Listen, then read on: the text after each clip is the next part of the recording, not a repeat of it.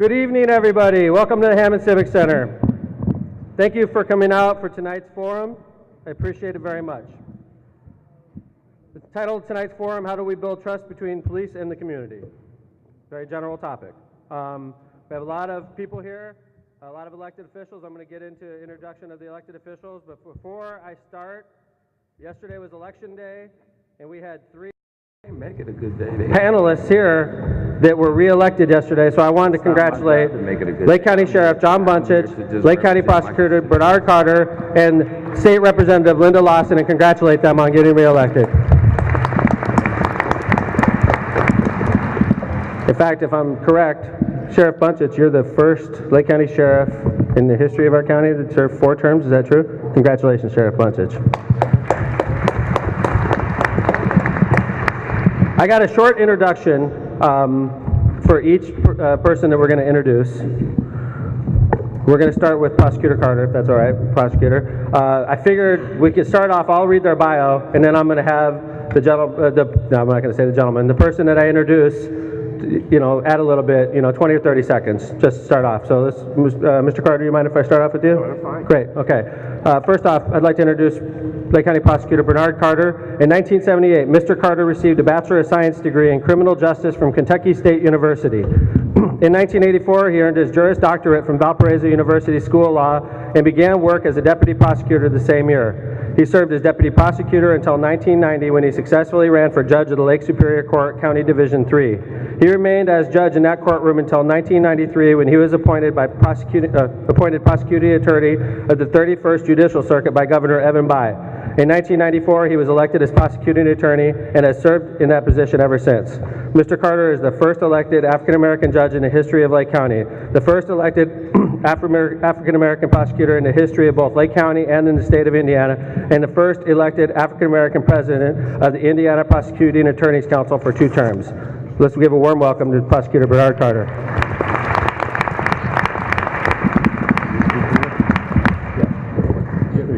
Oh, okay, yeah. Good afternoon, or good evening. It's indeed my pleasure to be here, and I'm so pleased to see so many of Lake County and Hammond citizens here today. I teach a class at Indiana University, Public Law and Policy, and I asked my class to come here tonight to listen to some of the dialogue tonight, because the class that we teach dealing with public law and policy is where politicians or leaders are answerable to the people. We work for you, you are our employer, and we need to react to the concerns of the community. So I asked my class to come here tonight to hear some of the discussions that take place in terms of people rights as it relates to the public service that we as politicians do, and the demands that you place upon us and what we need to give back in return. So I'm pleased to be here and participate. I'll answer very honestly every question is given to me or my presentation, and I'm certainly pleased to be here. Thank you, Mayor. Thank you. Prosecutor Bernard Carter. The next panelist I want to introduce is Lake County Sheriff John Bunchich. Sheriff Bunchich is a veteran law enforcement officer with the Lake County Sheriff's Department with 40 years of service. He is a graduate of the Indiana Law Enforcement Academy and numerous state and federal law enforcement academies. Also an Andrean graduate. It didn't have that. I just added that, Sheriff. He was elected Lake County Sheriff from 1995 to 2002, elected again in 2010, and re-elected yesterday for his 4th term. Sheriff Bunchich is a native of Gary, Indiana. Let's give a warm welcome to Sheriff John Bunchich. Thank you very much, Mayor, and it's indeed a pleasure to be here this evening and take part in this panel discussion. I think it's that we should walk out of this room tonight with a clear understanding of what the real purpose we are here for tonight, and those that are not here tonight from the community to understand that we want to work together. We have a very, very diverse county, and we have to open up, gentlemen, we have to open up the dialogue. That's what this thing is all about, that we have to be able to communicate with each other. There's issues going on throughout this country where similar situations, racial tensions flare up. But we have to come together and open the dialogue and talk to one another.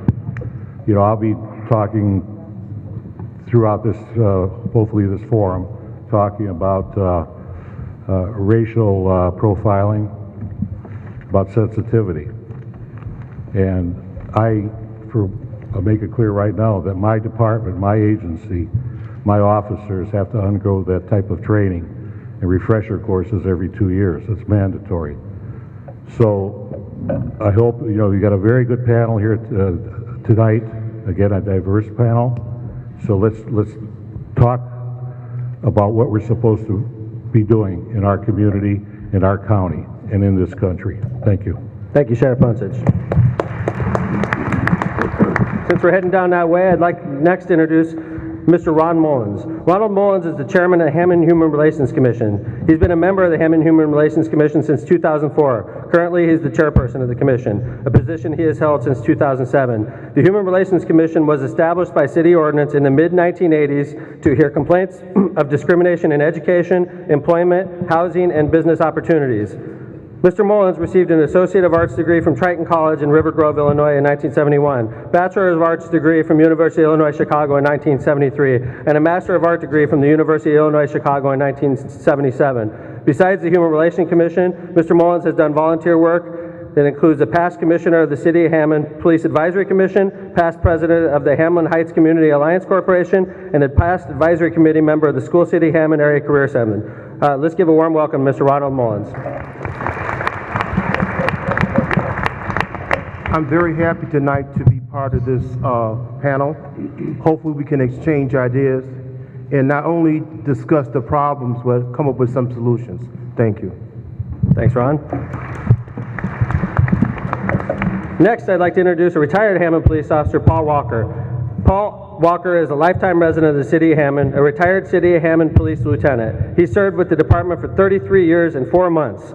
During his tenure, he made some historic firsts with the City of Hammond, becoming the first African-American patrol supervisor when he was promoted to sergeant in May of 1981, and the first African-American to be promoted to lieutenant in the city's history in May of 1995. Paul is a veteran of the United States Army. When he was growing up, the quote-unquote good guys always won, thus his decision to seek a career in law enforcement. He retired from the police department in May of 2002. Mr. Walker is also a former member of the board of directors of the Affiliastein Family and Health Services and also worked on the construction and completion of the center. Mr. Walker also served as the executive director of the center for several years. Let's give a warm welcome to Paul Walker.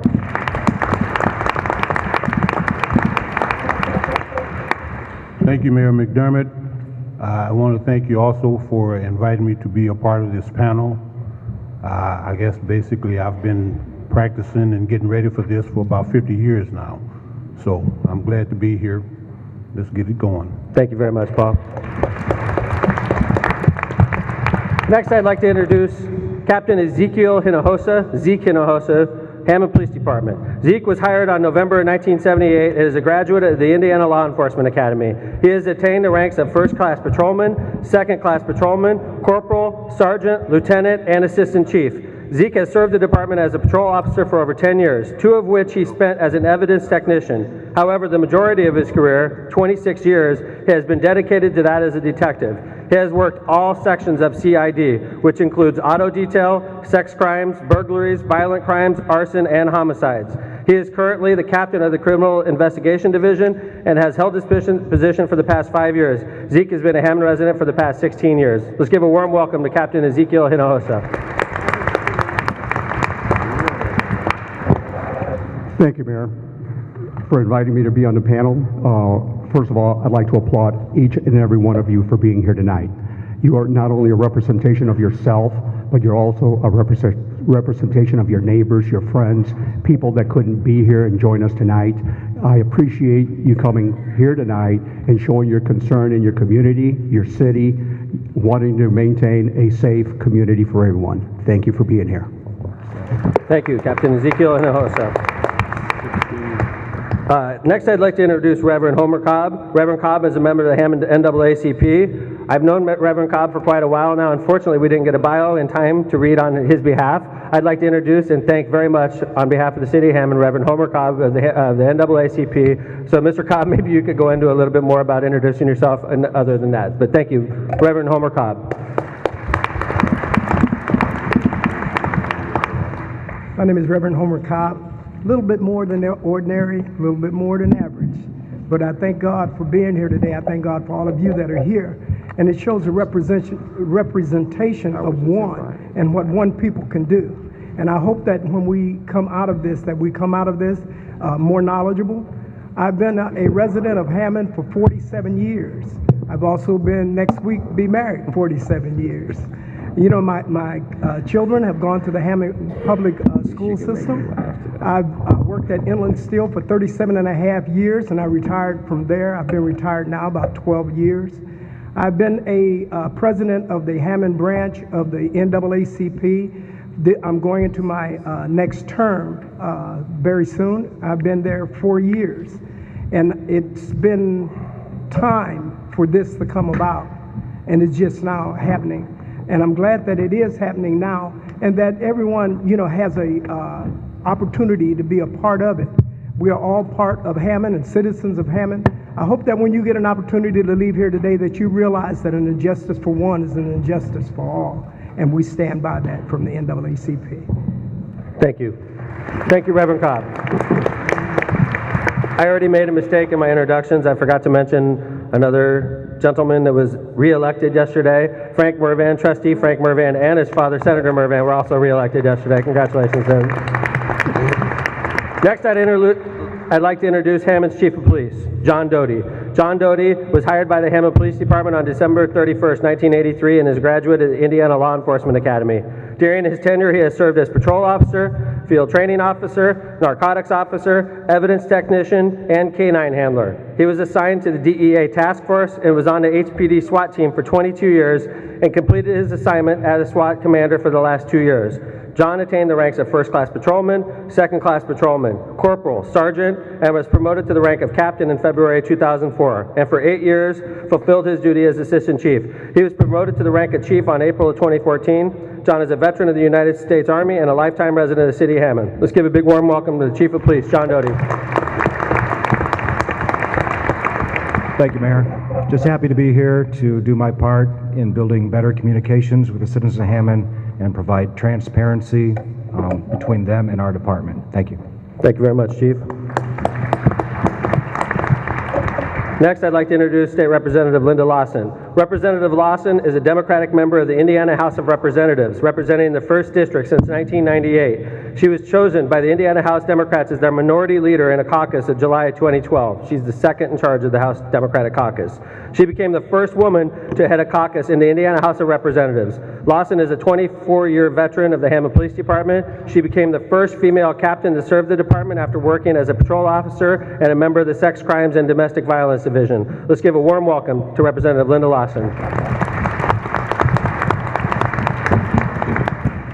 The first thing I'd like to do is thank the mayor for this invitation. It's really nice to see a lot of people and friendly faces out there, folks that I know and care about. This is my community as well as it's yours, and so I think it's absolutely imperative that we live together and work together. We have a lot of wounds to heal, and we have a lot of work to do to get where we need to be. So I appreciate again this invitation, and let's get busy. All right, thank you very much, Representative Linda Lawson.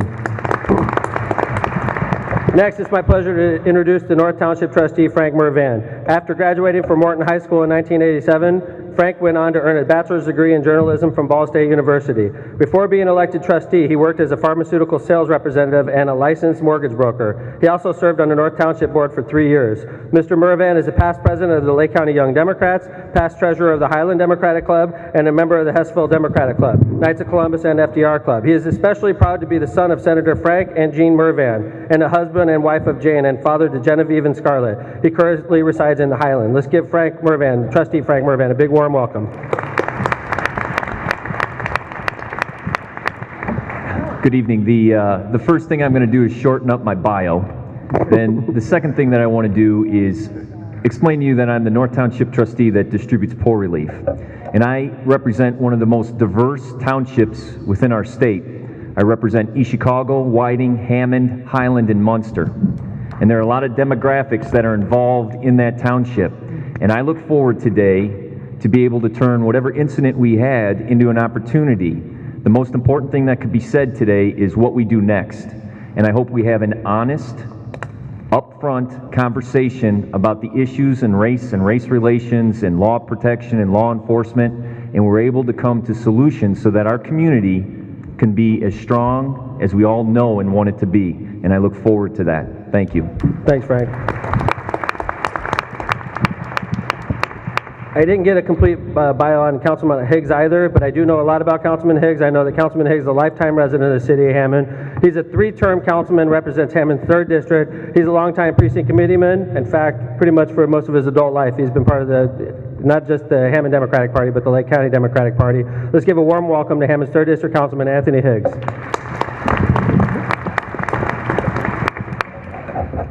First and foremost, I'd like to say I'm also a child of God, and without God, I'm nothing.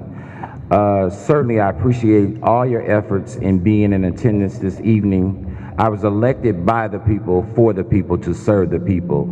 The ongoing discussion and dialogue as it relates to diversity on the police force needs to be addressed, and that's why we're here. I thank you all for coming, and God and keep you and bless you in the days to come.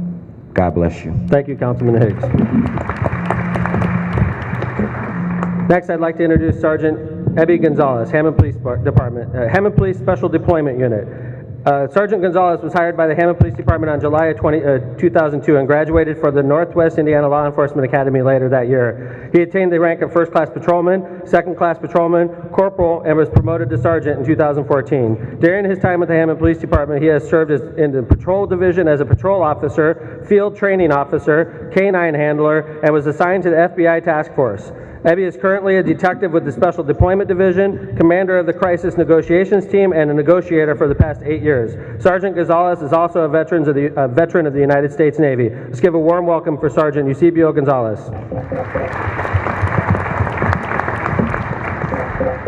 Thank you, Mary. First off, I want to take the opportunity to thank everybody who showed up in attendance today. Communication is key to get this community to move forward, and I think it's really important for all of us to get together and have these forms of communication. And I want to appreciate everybody for coming out. Thank you. Thank you very much, Sergeant. Next, I'd like to introduce Pastor Reverend Polk. Reverend Polk was called to the ministry in 1985 under the leadership of Reverend Clarence Lobdell at New Hope Baptist Church in Gary. He continued his spiritual growth at the Chicago Baptist Institute in Chicago, Illinois from 1986 to 1989. In November of 1995, he was called to lead the members of New Hope Church in Hammond. He has continued to be a strong, dedicated leader for more than 19 years. Pastor Polk serves on the Baptist Ministers Conference of Gary, the Hammond Ministerial Alliance, and a member of the board of HEDC, Housing, Economic Development, and Commerce. He and his wife, Marva, have been married for 42 years and were blessed with 2 sons. Let's give a warm welcome to Pastor Reverend Polk. First of all, I want to give thanks to the mayor for this opportunity, for the citizens concerned citizens to share what is going on in our community. And I'm prayerful that the citizens tonight will be able to see and hear from the perspective of all citizens and not just those who have the voice. All right, thank you, Pastor Reverend Polk. Last but not least, I'd like to introduce Lieutenant Andy Short, Hammond Police Department, Internal Affairs Division. Andy Short was hired by the Hammond Police Department in September of 1988 and is a graduate of the Indiana Law Enforcement Academy. He was promoted to 1st class patrolman in 1980, 2nd class patrolman in 1990, corporal in 1996, sergeant in 2000, and holds the current rank of lieutenant since 2006. During his tenure with the Hammond Police Department, he has served in the patrol division as a patrol officer, canine handler, was part of the bike patrol program, and a SWAT officer with the Hammond Police Department SWAT team. He was assigned to the Special Deployment, where he was part of the Gang Narcotics Unit, and was assigned to the Drug Enforcement Administration's HIDA Task Force in Lake County. Andy is currently assigned to the Internal Affairs Division for the past 5 years. For over 40 years, Andy was a citizen of the city of Hammond. Let's give a warm welcome to Lieutenant Andy Short. Good evening, Hammond. How you doing? Hey, I want to give all honor to God, and I want to thank each and every one of you guys that's out here today. Thank you. Thank you, Andy. We have a number of elected officials in attendance. I want to go through and recognize them as well and thank them for coming out. First off, Hammond's 4th District Councilman, Bill Emerson. Thank you very much, Bill. Hammond Councilman at Large, Dan Spitali. Thank you very much, Councilman. Hammond Councilwoman at Large, Janet Venez. Thank you very much, Councilwoman. Hammond Council President and 5th District Councilman Michael O. Pinker. Thank you very much, Councilman. Hammond's 1st District Councilman Mark Kowinski. Thank you very much, Mark. And Lake County Councilman Dave Ham, who also was reelected to a second term yesterday. Congratulations, Dave Ham, and thank you very much. All right, we're done with all the preliminary stuff. We started a little bit late, so we're going to go till about a little after 7:30, and we're going to take questions from the audience. I have questions from the podium also. Where's Michelle? Michelle Terchaney's over here. She has a list of questions.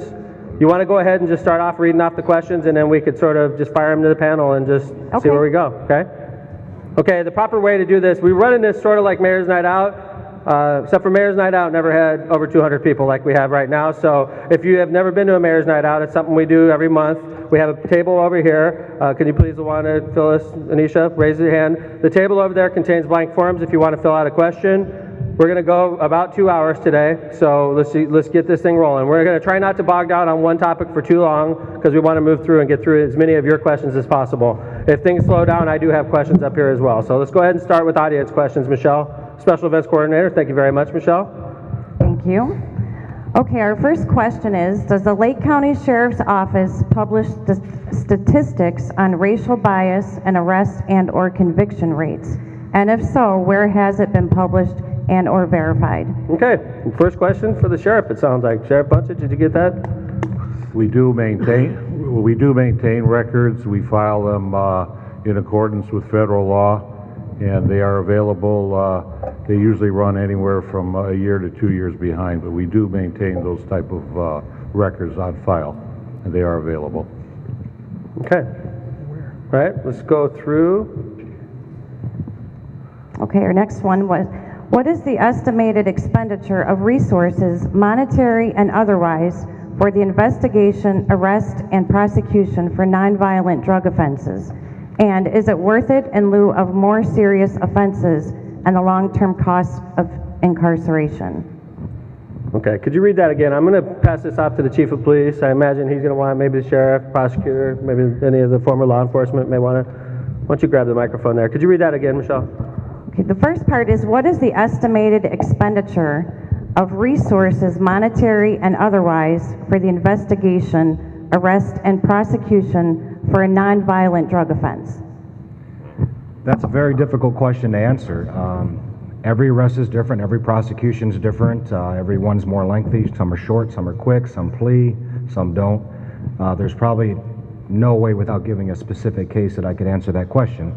However, I would like to answer the latter part of that and tell you that every prosecution is important and is viable, because if we don't handle the small stuff, they can become big stuff, so we have to stop that.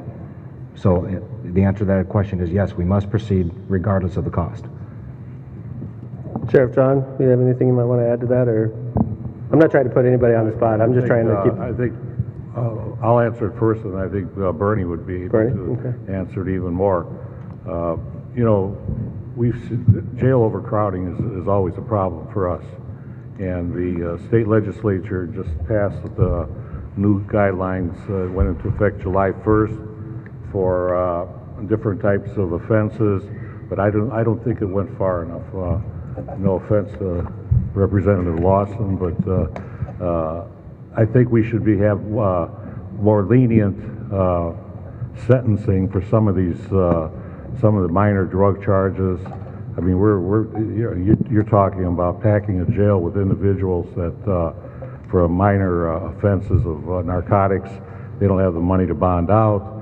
So I think that's a major problem there. But we have to, I think, re-examine, like other states are doing, that for these minor offenses, let's not incarcerate so quickly. Prosecutor Carter? Yes. I think there's a distinction has to be made between minor offenses and drug offenses. Because when you hear drug offenses as a prosecutor, you know, I'm thinking of dealing cocaine, meth, heroin, and the distribution of drugs, which is a very dangerous activity for the community. It's extremely expensive for the community. What I mean by expensive, you don't have your freedom of movement. You're afraid to go outside your doors. home invasions, robbery. If you're addicted to drugs, you know, I deal with people every day, and sometimes I'll talk to a person who we're flipping, and I ask them, how much are you buying drugs for? And I've heard as many as $150,000 a year to take to feed my habit. $150,000 a year. I then ask, well, where do you work? Nowhere. So where is that money coming from? And if the money is coming from you and me in our homes and our communities, then that's not a minor offense. And those individuals need to go to jail. If there's a social issue involved in that, deal with the social issue and the treatment issue of it. But if you're out there robbing and stealing and doing very harmful things in our community and making our community not safe, and you say, oh, that's just a minor offense because I was handling drugs, or I'm hooked on drugs, or I'm dealing drugs, that's not a minor offense. And I think our legislature, to the extent that they created the statutes that put people in jail, many of them do need to go to jail. Now, the sheriff is absolutely correct. If it's a minor offense, we don't need to be keeping people in jail on those types of offenses, because really the reality of it is, if they have money, they're out anyway. So I don't particularly like the idea that if I'm wealthy or well-to-do and I get charged with something, I can go post $1,000 just like that. Just because I'm poor, though, on the other hand, I have to sit up in jail to wait for my trial date. I'm not a harm to the community no more than the person who just posted that $1,000 bail. So there's some real serious issues involved there, but I think we have to make a distinction between those who are causing turmoil in our community, and they need to pay the cost. Thank you, Bernie.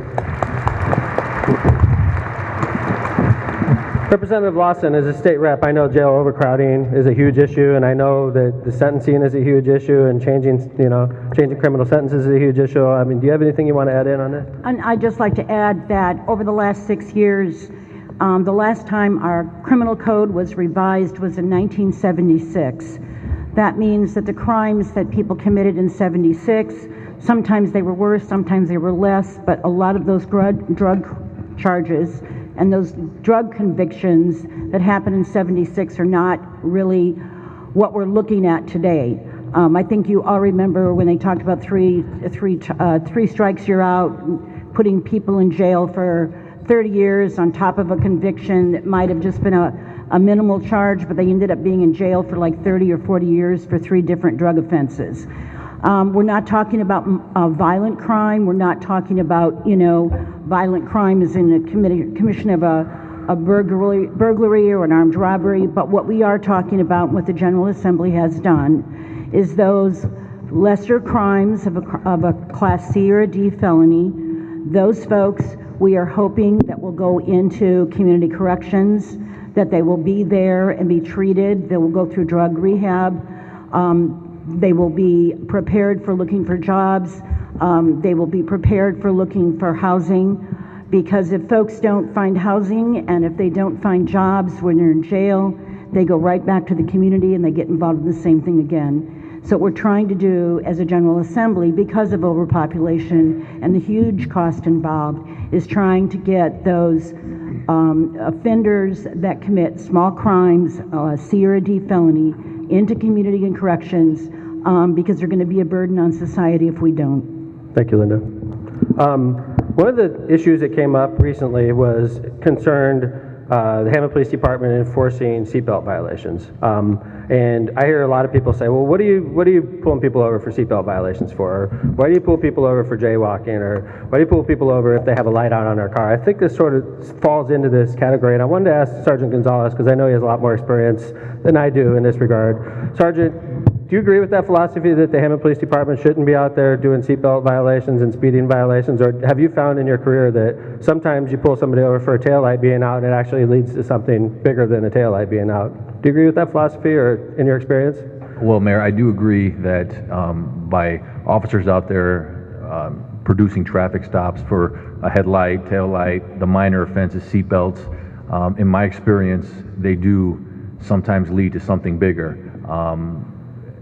Sometimes when you ask somebody for identification, you get their name, they have warrants out for their arrest, or sometimes they even tell you right out the gate that I have drugs in the car, because they're so nervous and they think that you're going to find it right away. I was lucky to have a canine through my career, so when I would make a traffic stop, they would hear the dog barking and automatically they would assume I'm done. So I do agree with it's important to enforce these traffic violations, because in my experience, in my career, it has led to bigger things to make this community safe, and it's important. The small things lead to big things, and I think it's important. I mean, I know we've caught bank robbers, just out of minor traffic stop. So it is important, Mayor, to proceed on those traffic stops, even if they're minor offenses, to do those in our city. Thank you, Sergeant. Pastor Polk, it looks like Pastor Polk wants to say something. Pastor? It raises a question, and I hope I can get an answer.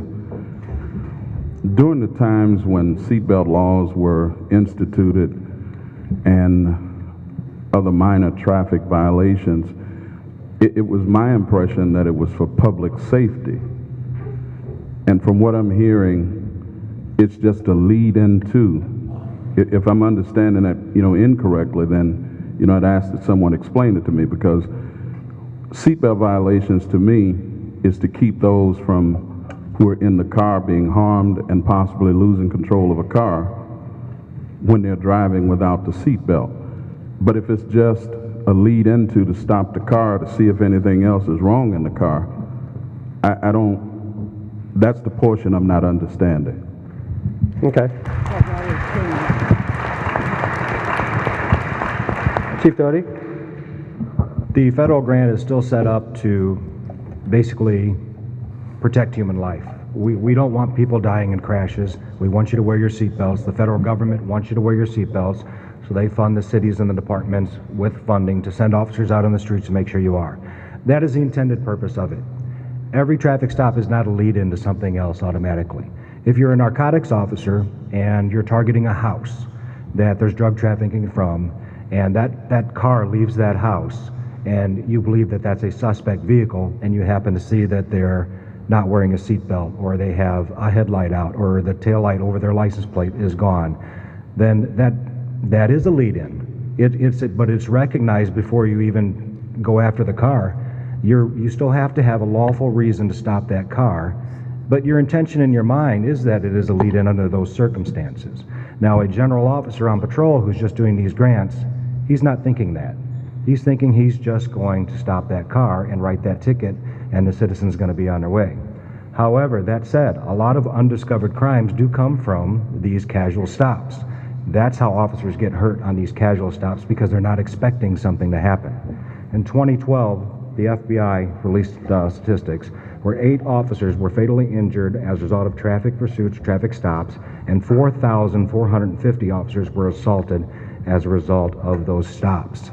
Most of these stops were casual, where we just stop you for something simple, maybe to advise you your plate's expired, maybe you're going to get a ticket, maybe you're not, and it turns out you're a really bad guy in that car, and these officers are getting killed or hurt. So on every stop, whether it's intended for us to go after you, get in the car or not, depending on where our mindset is, whether we're fulfilling a grant or we're a narcotics officer, we are going to be careful, because all over the country, officers are dying and getting hurt on casual stops. Chief Doty, you spent a number of years in patrol, as a patrol officer and as a captain of patrol. Have you ever personally pulled somebody over for maybe a taillight being out or a headlight being out, or maybe they were barely speeding, or maybe they had a seatbelt out, and that led to maybe a bigger arrest than just... Many times, Mayor. I can tell you, I can remember one time there was a disabled vehicle by the bridge that goes over the river, by the Michigan Avenue overpass. I pulled over to assist, just being a good Samaritan. I was going to assist. They had a flat tire. There were 4 people in the car. The car was stolen. 4 bad guys in the car. I ended up calling for backup. They go to arrest. That's on motorist assist. I was just going to lend them a hand. Now, if I had had my guard up, it could have been something worse. But I always have my guard up, as my men do. So, I mean, is that just the one time that's happened to you, or has it been a number of times? Many times. That's just a glaring example. This is just a motorist assist, not even stopping somebody for speeding. I know Reverend Cobb had a question. Reverend? Yes. What I was wondering is that of these stops, seatbelt wise, or whether it's cell phone use, which there's not much stop because of texting or anything, and on these lead-in arrests, how many of them result in injury or damage to property? Okay, so the question again, I'm sorry. The question is there what is the percentage of those stops that result from seatbelt stops result in property damage or injury? Okay, I see what you're saying. Okay. So like in this particular case? In any okay. case. What percentage of infractions, is that safe? infractions, like a seatbelt infraction, what percentage of infraction Or stops any- or result any- in property damage? Or Fair any question? minor, Okay. stops in that matter. Anybody? Sheriff Bunchich, maybe, I mean, in your opinion, and like, I'm gonna go to the chief of police in a second. Sheriff Bunchich, I defer to the... oh, you defer to the chief of police, chief? And I know Paul has something he wants to say also. Could somebody get the microphone to Paul? Chief? I don't have a stat available for you. I can tell you most of the stops that we do, simply you're cited, you're given the citation and you drive off, it's a $25 fine. It doesn't even appear on your So driving you're record. saying, in answer to Reverend Cobb's question, very few infraction stops result in property damage? Is that a safe statement? I would say the overwhelming majority of them is simply handled with the ticket, the Gotcha. execution of the ticket, and we're done. Okay, all right. Paul Walker, spent a number of years in Patrol Division, Hammond Police Department. Paul, you've heard what's going on. What do you have to say there? Well, you know, when you're a police officer out there working, you in fact are out there doing the job that people are getting you paid a salary to do. You know, in terms of a seatbelt, if that's the law, seatbelts, if you don't agree with it, doesn't mean don't wear it and don't comply when someone is telling you that you have to get out of the car and be cited for that. And those type of calls at times can lead to serious situations. My own personal experience, I remember one time when I had a guy stopped for a traffic offense. I ended up fighting with him. I was by myself. I ended up fighting with him. Eventually we took him to jail, and then I found out later on that he had killed 2 people by Harrison Park and was trying to get away. And it was a traffic stop? I stopped him for, it was a traffic violation when I stopped him on Holman Avenue. What was he doing? Well, actually he was involved in an accident. He was going northbound in the southbound lane. It was snow and ice and he was trying to get away, and he got over in that lane, and by the time I caught up with him, he had in fact caused an accident. Okay. And so as I went up to the car and was talking to him in regards to the accident, we started fighting. Okay. And like I say, eventually what was found out was that he had killed a man and a girl over by Harrison Park in a drug-related crime.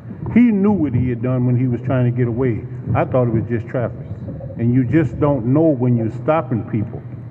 But that's a part of the game when you're an officer. That's a part of the job. And you have to understand that those things can happen. You have to be aware of them. You have to be alert, and you have to have luck on your side. But you know, you try to keep it from escalating to the type of incident that we're all here tonight about, because someone didn't conduct themselves properly in that. Okay. But it do happen. Captain Hinojosa, could I ask you a question? I know that you spent most of your career in the Detective Bureau, but I know that you also spent some time on the streets, as all officers do when they first join the Hammond Police Department. The question is, do you believe in the philosophy of, you know, something like a seatbelt stop or a tail light being out could lead to bigger things? You could, you know, maybe catch a murderer, maybe catch a bank robber. Have you had experience like that in your career? You know, absolutely. You know, anything can lead to something more serious. And, you know, retired officer here, Paul Walker, actually retired Sergeant Paul Walker, Lieutenant, that's right. Fought too hard for it. Don't take it. Well, we won't take it from you, Paul. I had to fight for mine. Retired Lieutenant Paul Walker.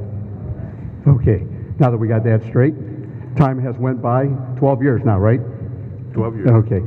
As you know, as he's even mentioned through his experience, you know, anything can happen anytime. The biggest thing is, you know, we all have to keep in mind there are laws out there in the books. If we do violate the laws in the presence of a police officer, obviously you're going to realize that you're going to have to answer to some consequences. Okay, you're going to be stopped. If he's paying attention, you're going to be stopped. Okay. What happens beyond that point depends on you. Okay. It really does.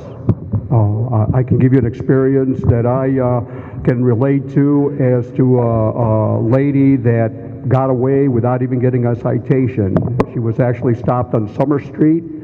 I stopped her for disregarding the stop sign, approached her vehicle. Her answer was that she had an extremely upset stomach, and if I took too long, she was probably going to relieve herself. I said, don't make me be a cause of this.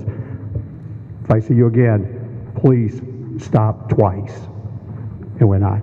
Every situation is differently. And, you know, I did have, even though I had 10 years as a patrol officer, I did a lot of stops. Matter of fact, I was involved with myself and my partner bringing in probably about 30 people driving under suspension in 1 month. Drove our booking personnel crazy, but still in all, I was out there, I was an aggressive officer. I've dealt with all kinds of people that you can imagine. People that I have given a break to just because of their courtesy.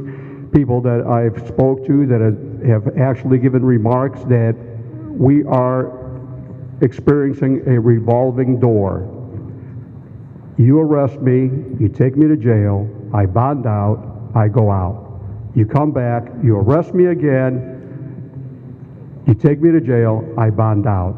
And many a times you'll see people with histories in their files where they've been arrested several times and they've been through the court system, and he talks about the revolving door, you know, and this was an individual that was committing auto thefts, okay? He was an auto thief, and, you know, he said, hey, you're doing your job and I'm doing what I'm doing, you know, and we just go on from there, you know. But yeah, things can lead to other things, and you never know what we're going to encounter. Thank you, Captain. Trustee Frank Mervan. You know, Trustee Mervan grew up in Hammond, lives in Highland now, but represents Hammond, East Chicago, Whiting, Munster, Highland, Munster. Obviously, you know, you have a lot of different places to campaign. You got to be sensitive. How do you think your role as trustee plays into the current controversy in Hammond right now? And how do you think the trustee could help? Sort of open-ended question, sorry. Okay, so I'm going to try and get to the crux of why we're really here and zero in on it.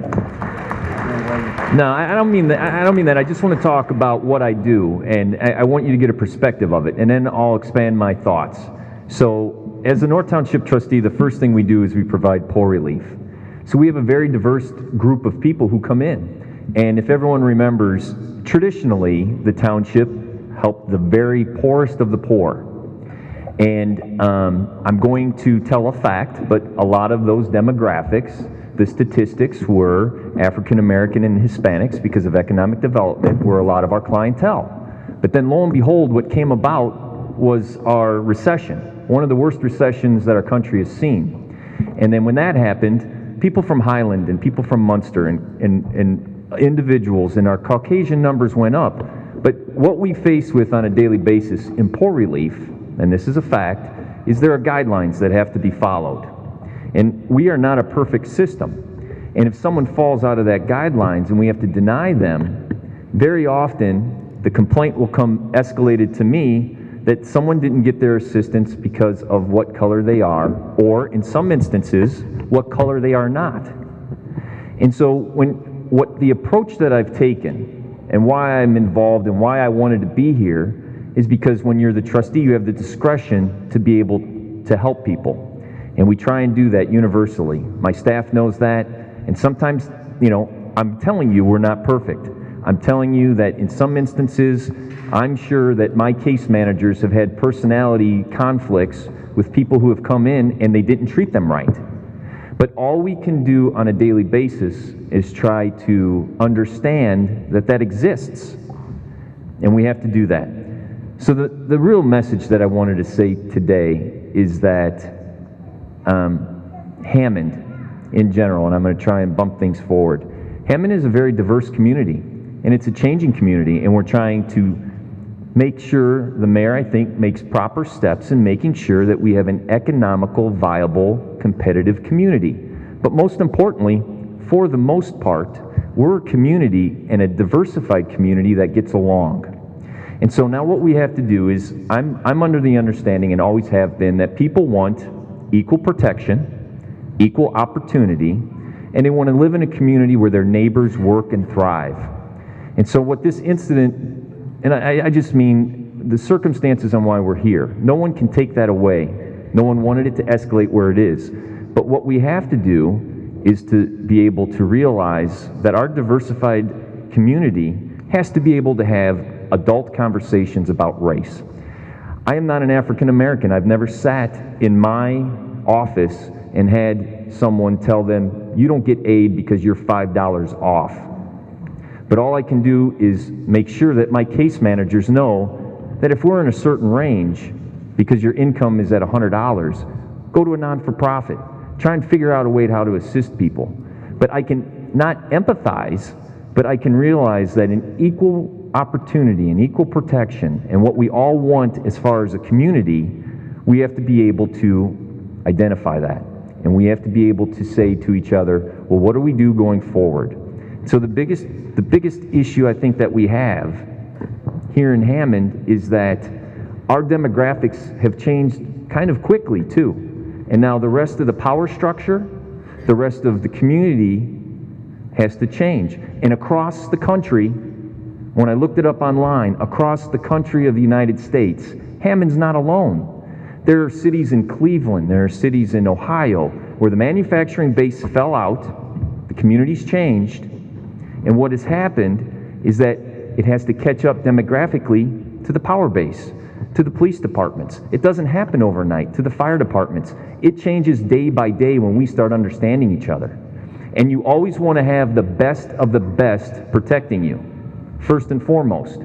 But the demographics and the police department, they're going to catch up with each other. That's how the society works. And it may not be fast enough for everyone, but that's how communities thrive. And so when we get that and we start having those dialogues, I think that's what's going to help us move forward, because that's what this should be about today. So with the Township Trustee's Office and Poor Relief, what I'm trying to insist upon you is every case is a snowflake. We're not perfect.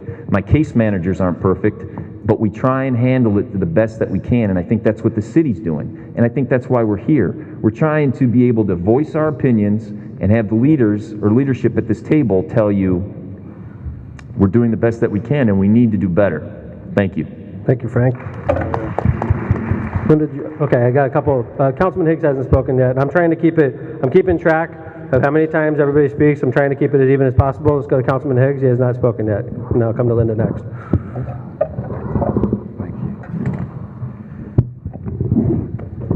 The demographics of the Hammond Police Department are 153 white males, 9 black males, 25 Hispanic males, 1 Indian, 1 Asian, 1 Hawaiian, 8 white females, and 3 Hispanic females. When are we going to catch up, Frank? My question would be to you.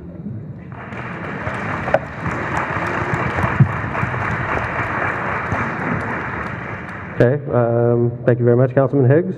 Frank, you want to respond? It was directed to you, so. I understand it was a rhetorical question, but what I was trying to impress upon you is this has happened all over the country, and we do need to catch up. And, you know, this incident will put a focus on that. And, you know, I could have not mentioned it, and I could have sat here, but the fact of the matter is I believe that I should have the ability to say things that begin dialogues and start things. Obviously, if you think there's a disparity in that, you're going to take action. But what I'm saying is, Hammond is not alone. Our current situation is across the country, and now we have to move forward. And you want the best of the best, but you also want a diversified police department. You're not creating that issue. That exists throughout the country. And what I'm saying is in order to fix that, we have to move forward. I believe that the chief said that they're going to do everything they can to try and fix that. So my point in bringing it up is we are not alone in those circumstances. That's all. First. Okay, I'm going to go to Chief of Police real quick, and then Representative Lawson and Pastor Polk had something also. So, Chief, in response to Councilman Higgs' question, and also in response to what Trustee Mervan's saying, can you please respond in regards to the demographics of the Hammond Police Department? First of all, I've already stated publicly that we are actively trying to change the demographics in our police department. We want that to happen. How so? We're trying to catch up. How so? Well, here's some of the things we do during the hiring process. First of all, the stats, we went over them again. Here's what they are exactly. 153 white males, 9 black males, 26 Hispanic males, 1 Indian, 1 Asian, 8 white females, and 3 Hispanic females. In 2015, we have 9 new hires scheduled. We went out and were very aggressive, and I'm going to explain that in a minute. When were the 9 new hires picked, Chief? About 6 months ago. And we put it off for financial reasons. Correct. They come in. We put off that hiring. And they come in early January, but they were picked 6 months ago. Yes. So what about these 9 new officers? Do we So we have have 6 white males, 1 black female, 1 white female, 1 Hispanic male. Okay. So in that range of hiring, it's 1/3 minority, which is pretty good. It's not perfect. I'd like it to be better. 1 black female, 1 Hispanic female, and what was the other? 1 white female, 1 white female. 1 Hispanic Okay. male. So does that apply to women as well? It's a rhetorical question also. I mean, if you say, how many female police officers do we have? right now we have 8. We have approximately 50% women in the city of Hammond, so do we apply the same standards in that regard as well? I'd just like to see them on the minority. They're counted as a minority on the police department just because it's out of balance, but we don't necessarily look at the statistics of how many women are in the city. Could I go to the first female Hammond police officer real quick and ask Linda to weigh in on this? Do you mind, Representative Lawson? The first female Hammond police officer, correct? Correct. So you were a trailblazer. Correct. Could you input on this? Well, it is a long and lengthy battle, but yeah, I was Hammond's first female officer. There was a female hired 4 months after that. A year after that, there was a female officer hired, and 6 months after that, there was a female officer hired, and there was not another female officer hired for 8 years. I guess what I need to say about that is several things. I believe with all my heart, and this is just my feelings, that a police department and a city government needs to reflect the people who live in the city.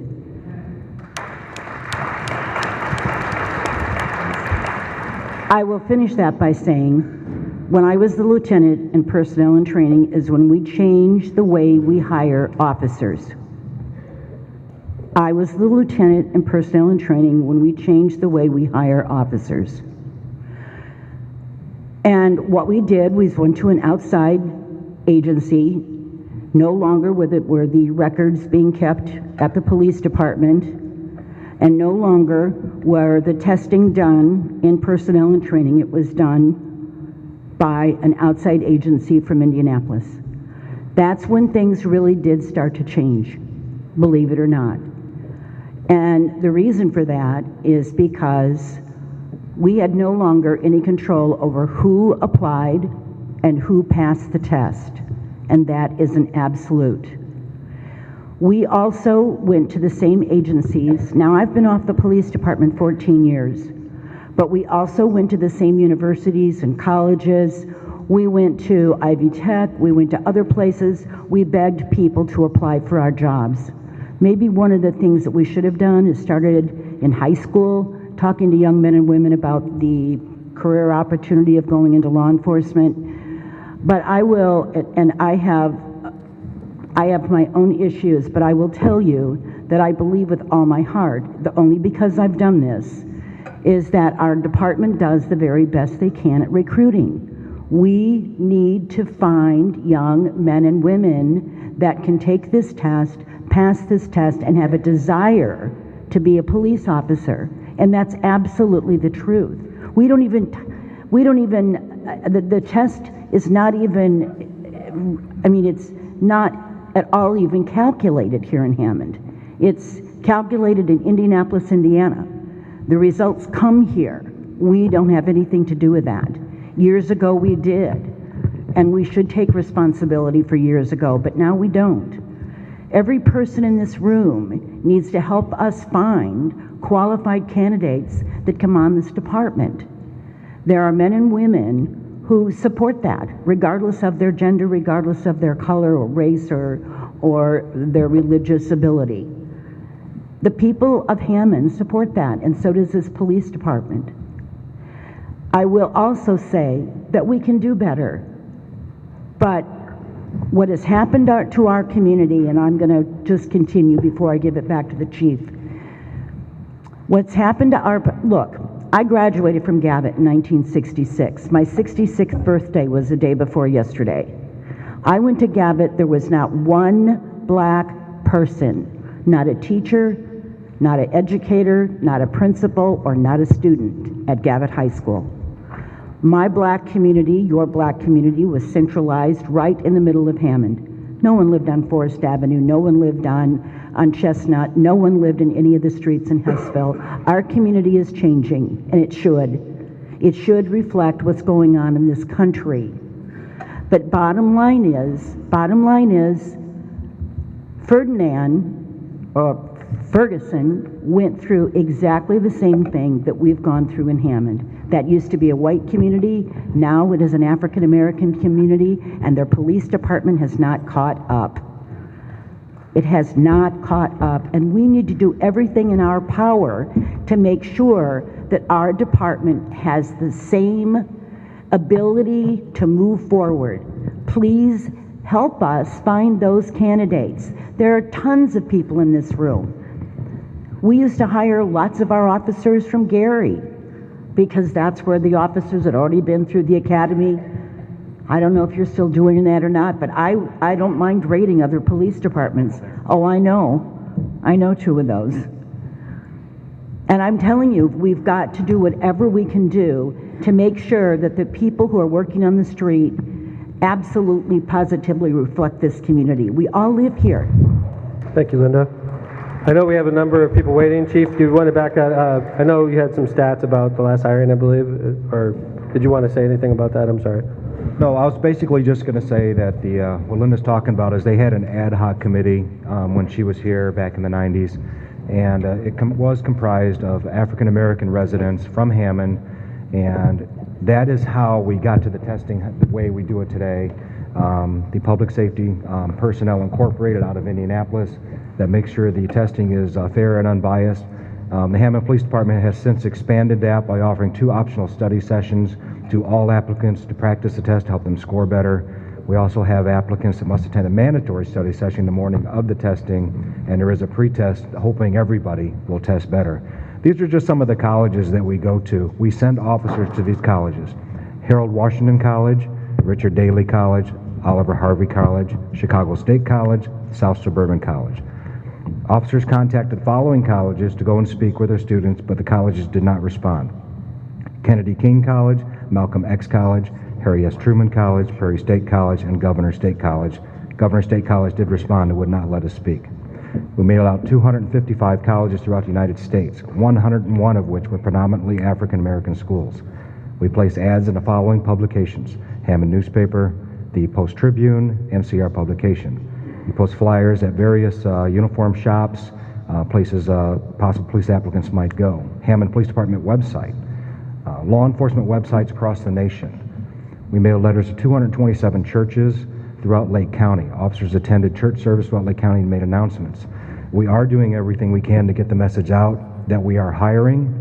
It's up to the individuals to come to us at that point, but we think we're advertising sufficiently. But we would like your help in bringing people to our team. I want to bounce to Pastor Polk. I don't want to bog down too much. Pastor Polk, I know you had something you wanted to say, sir. Yeah, Mr. Mayor, I'm here, and hopefully we can come up with some solutions tonight. But I hear all that's being done, and I just want to suggest 2 things. One is not mine. One, I sit in the council meeting a week ago, and I heard something that was suggested by Councilman Higgs. But if you bear with me for a moment, I need to share this story. I'm a preacher, so I have to do things a certain way. I worked in the mill for 30 years, and the job that I worked on, my father did not have. None of my brothers had the job. None of my uncles, no one in my family had the job that I wanted. And when it came time to qualify for that job, I had to depend on people that I knew to share with me the ins and outs of that job. One of the problems we have in this disparity of how many African American officers are there and how many African Americans are in the city is there's not enough Andy Shorts. There's not enough. We already know that. But here is 2 solutions. I worked hard, I received information, I became a craftsman, and I struggled to pass tests. But testing is not who I was. I became an excellent craftsman because I was given the opportunity. This is the first thing I'm sharing. Based on what Councilman Higgs answered, Mr. Mayor, when you said you selected the top 10 applicants, maybe it's time to look beyond the top 10. Pastor? That's the first thing. Let me Hold on, finish. hold on. I want to respond to that. Let me finish, and then you can answer. All right. Maybe we need to look beyond the top 10. A lot of times, and I'm not talking about the officers you've hired. We already know you've hired them. That was 6 months ago. We're talking about the future. I'm saying if 20 people pass the test, why not look at number 19? That's number one. The other thing is, if we're talking about not enough African American policemen in the community, there should be a mentoring, add to your program, a mentoring program where the police actually come out into our neighborhood, not arresting, but mentoring. If a young man looks at someone other than Officer Short or either one of these other African American officers and see them not as an enemy, but as a person who they would like to be like, then perhaps we could encourage some people from our community to be police. Thank you. Great points. In regard, Pastor, and then I want to, in regards to mentoring, I totally agree with you. It's a great recommendation. I appreciate it. You mentioned that I said that I chose the top 10 applicants. I want to clarify that I've been mayor 11 years. Probably 10 of those 11 years we've hired police officers. I've never been involved in that process because it's under state law. I have never inserted myself. I've never chosen one Hammond police officer. Not one since I've been mayor. And I mean, because if I had, it would be improper. If I had, it would be against Indiana code. I want to pass off to my police chief as verification that that's the case, because this is a process you have to follow per Indiana code. Is that a true statement, Chief? Yeah, it's a non-political hiring process. Our testing is done in Indianapolis, and the only thing we do here is an agility test, which happens right here. It's a pass-fail. That's a pass-fail. That's the only thing we have that we put a number on. You have to take the test, and the list is formulated in Indianapolis and given back to us. I like my children and my family too much to insert myself into something that would be illegal. I do want to point out that I've been frustrated in the past about the hiring of Hammond police officers as well, and I'm going to tell you why. A lot of times, the top 10 doesn't include something that's near and dear to my heart, and it has been since day one, is residency. A lot of times, the Hammond police officers that are chosen live in Cherryville, or live in St. John, or live in Valparaiso, and that frustrates me as the mayor of Hammond, because I want Hammond police officers that live in our city as well. It's something that's been important to me since I walked into this office, day one, and it frustrates me when a lot of times we get these top 10 officers and not one of them lives in our city. I mean, if I could change the system, I would start right there and say, let's make sure that we hire Hammond residents, but that's not the way we do business, because that's not the way our law is written up.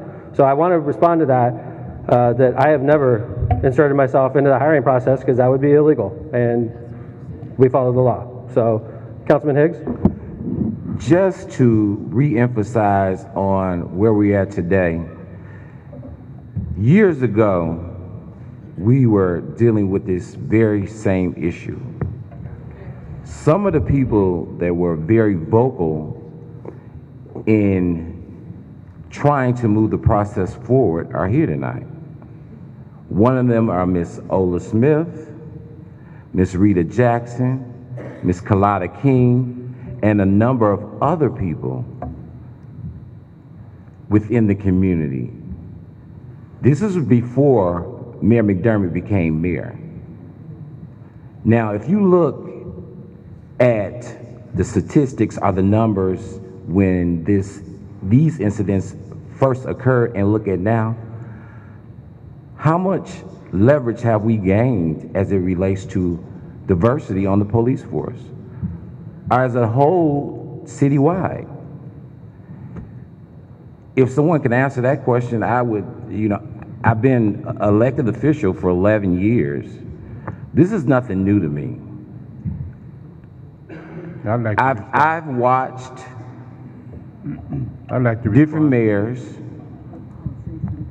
I've been involved in my community since I've graduated from high school and before. I ran for president of the Hammond chapter of the NAACP. And you know what happened? It wasn't my race that voted against me. It was the other race. So let's be real about the issues that we're faced with. The reality of it is that diversity needs to come, and we all must work together to make it happen. Okay. It's not just my job, it's the mayor's job, it's everyone that's on this panel. Responsibility to make sure that we move the community forward. Thank you, Councilman. Paul Walker, I know wants to say something.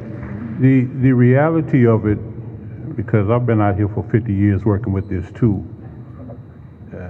fighting, because I had a community behind me. I had a strong, good community behind me that I could depend on, and that community could depend on me to be a watchdog. Now, in terms of the hiring practices, the first African American, or the first minority hired as a police officer in the city of Hammond was in 1965. That was Ronnie Rowe. Before him, there was no females, there was no Hispanics, there was no blacks. What year was that? 1965. The next one that got hired was me in 1969, shortly after Dr. King got assassinated. Before I got hired, if we had incidents and situations in Hammond that was getting out of control, the city of Hammond went and borrowed 2 Lake County sheriffs. A lot of people remember them, Ike and Spike. They would go get them and bring them to Hammond to work East Hammond until things quieted down, and then they ship them back to the county. Now, to speed it up some, when I retired 12 years ago, 2002, there was 8 African American police officers in the city of Hammond. When I left, that left 7. Of that 7, 6 of them is still there. Them 6 is included in that 9 that you're talking about tonight. That's 12 years ago. That's the reality. 12 years ago, those 6, I see some of them sitting out here now. I'm so glad they're here in the audience. I'm so glad that they came tonight, if they're all here. I know some of them is, I can see them. But that's the reality of it, that 6. I remember when Linda got hired. I remember helping her put her uniform on, a tie and everything. I remember when Zeke got hired, all of them. I saw them all come. All of the women, all the Hispanics, I saw them come. And those numbers, when I look at those numbers 9, you say that there's 9 African Americans and there's 25 Hispanics and however many females, it has to be a change made. Something has to happen. Because those numbers, as I said, when you say you got 9 down there, and 6 of them was there when I was there. 6 of those 9 was there when I was there. Andy Short, Al Cox, Boise, Billy Shelton, and Aubrey Thomas, and Sean Garrison. They were there when I was there. That's 12 years ago. So we've only picked up, and then you talk about the testing, and you talk about the state regulations, but you know what, I'm going to tell you something. We've had some people there. It was there when I was there. We had some people there, but they have to go through a process that's tougher than that testing. They have to go through a field officer training program. And those of us African Americans that's been there, we know how much pressure that is on some of the guys that tried to come through that program, and why they left and went to Hobart and went somewhere else. They couldn't stay in Hammond. There was a lot of pressure. It's a lot of pressure being a black police officer in Hammond, especially if you don't have a good community behind you. So that when you stand up and talk, and when you challenge the system and the way people have been doing things, and they come at you, you got to have a community behind you. I had that. Amen. Thank you, Jesus. I had that. Thanks, Paul. Lieutenant Short, do you have anything you could weigh in on? I know you're looking at me real mean right now. Can I interrupt for a minute here? Lieutenant Short, you've been brought up a couple times, and I have 0 check marks next to your name. I want you to weigh in on something here. Do you have any recommendations or ideas on how this could be improved, Lieutenant? I'm sorry, I could hear, just hear the echo. I'm sorry. What's that?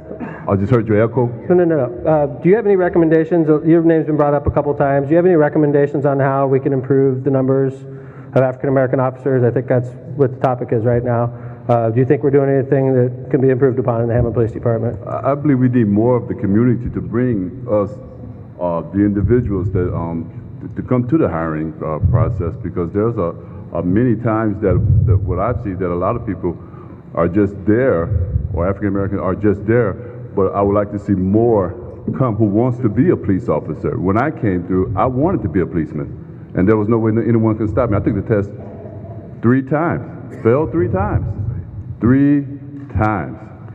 And you got even the psychological test. And someone said, hey, let's go somewhere else and just see what kind of IQ that you have. I feel that each and every one of us in here owe it to our community, to your community, to help someone along. Don't just talk about it, be about it. I had Paul Walker, honorary jail, and that's why I'm here. Thanks, Andy. Okay, another gentleman with 0 check marks next to his name I want to go to is Ron Mullins, the chairman of the Hammond Human Relations Commission. Ron, could you shed some light on how the Human Relations Commission may help in a situation like this? Well, first of all, I wanted to emphasize that with the Hammond Human Relations Commission, basically we handle discrimination in education, employment, housing, and business opportunities. Now, how does that work with the situation we have here? I've heard people talk about what happened in the past, even though, as you guys know, I'm not a lifelong Hammond resident. My children are, but I'm not. I like to go to the past if I can for a second. I'm not a preacher, I'm not going to take a long time, but I want to get this out. This is not the first time something like this has happened at Hammond. And the reaction to it was they started the Police Advisory Commission. And the Police Advisory Commission helped the police department do statistics with something called, it's a bad word called ComStat. And they'll give out the statistics as to what was going on. And I think maybe that's one of the things that the police department could start doing.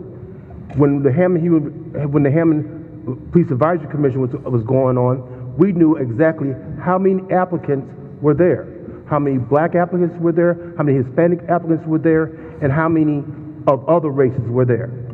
Now, when the mayor and the chief of staff, the mayor and the chief of police says they had these many applicants, well, how many were black? I bet you there weren't a lot. I mean, let's face it, being a policeman is not an easy job. And if we had a line right now saying, I want to sign to be a policeman, it'd be a short line. So the problem is that we have to recognize that it's a rough job, and that we have to get people, like the Reverend said, to go and take the test. To go and take the test. And what the police chief has to do is say, we had 25 applicants, but only 1 was African American. And that's not the police chief's fault, because he will go and tell you how many places he went to try to recruit people. So we have to take, as a community, have to take responsibility for saying how many on that list were minority and how many weren't. The other thing I want to emphasize is the statistics. I see the mayor and the chief of staff throwing out, I had these many stops and I did this and that, and people rolling their eyes, there, that, so what, so what. But if we had statistics again, you could say we had 400 seatbelt stops, 1 was a violent one. And then people say, well, 1 out of 400, that's a low number. And we could identify what we could do as far as the statistics, the ones and twos. And I went back, and I'm getting old, and sometimes my oldness creeps up on me. And I went back to the Northwest Indiana Times, and I pulled out an article from January 26, 2001. You may not agree with what I said, you may agree with what I said. In the Northwest Indiana Times, they quoted me as saying that basically in high crime districts, there's always going to be less support for police, Mullins said. Low crime districts, they're always going to indicate that everything is fine. Sometimes it's a fine line in a high crime district, basically separating perception from reality. And that's what we have to get. We have to get reality. And we can get reality if we get numbers. We can get reality if we start saying, okay, I took my son down to be a policeman. He's on the list. He's going to be on the list to be a policeman. And one of the other things, and somebody's going to have to correct me if I'm wrong, that in the state of Indiana, you have to be 25 years old to be a policeman? 21. 21. So back in 2001, they would go out and they would have to have the Eagle Scouts.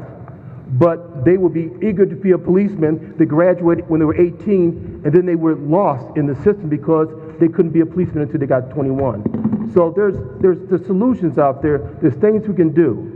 And if you want me to talk to you guys about it, or you want to come by our office and talk about it, you're welcome to come by and talk about it. But I think an open and clear discussion about reality and perception, and we have to get on the corner of reality. Okay, thanks, Ron. Okay, I'm going to go out to it's been a while since we've gone to your questions, so let's go back to Michelle. Michelle, can we read off a couple questions and we'll respond to those again? Okay. We all know why we are here. With the situation at hand, the people in the car getting the traffic infraction called the police on the police. How does the police handle situations like this? These individuals were afraid of the police for some reason, and it turned out to be a valid emotion. Could you read that again? I'm sorry. We all know why we are here. With the situation at hand, the people in the car getting the traffic infraction called the police on the police. How does the police handle situations like this? Okay. This is about that particular stop that I have to be careful talking about because of the lawsuit, but I'm here in a community forum, so we're obviously going to talk about it. I don't want to delve too much into the facts of the case because there is a federal lawsuit. However, we're here to talk about, and this is the prompting incident, so obviously. Chief, the question is, in this particular stop regarding Ms. Mahone and Mr. Jones, the phone call was made to Hammond Dispatch while the stop was taking place for fear, allegedly, Ms. Mahone and Mr. Jones were fearful of the police.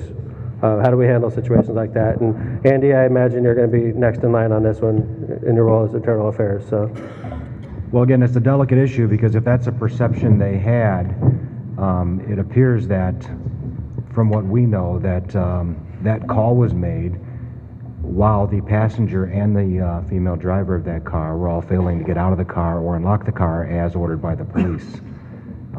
A decision had been made for the officer's safety, and eventually a decision had been made to an arrest, and the occupants failed to get out of the car as ordered, and they were ordered over and over and over again to get out. They didn't want to comply. Talking in the back. Louder? Yeah. Okay. Relax. Thank you. Okay, the occupants of the vehicle were asked, the female was asked to unlock the vehicle. She refused. Law allows us to get people out of vehicles on traffic stops for our safety, even if an arrest is not imminent. That includes passengers. In this case, the male subject was uncooperative, did not have a seatbelt on, would not produce ID or could not produce ID, and refused to write it on a piece of paper next to him. He told the officers he wasn't going to do his job for him. As the situation developed, the officers remained calm, but they did.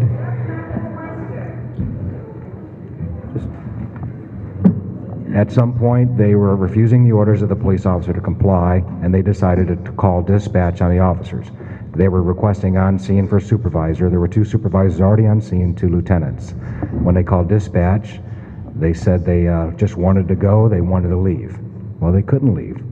They had to be served infractions for something they did wrong. So they were detained. Those citations had to be written out, and without the cooperation of the male passenger, who also had a citation required, refused to give the information necessary to complete that citation. He wouldn't even roll his window down all the way, and they made a decision to arrest. So that's where it went. We had 2 lieutenants on scene. We brought in another officer to record the incident at the end, and that's where we are. So their decision to call is their own, and I can't answer for them. Okay. I'm going to pass off.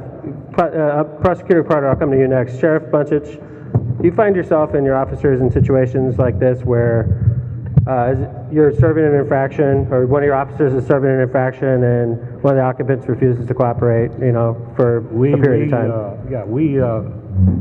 We deal with it in a fashion that this is not uncommon for us.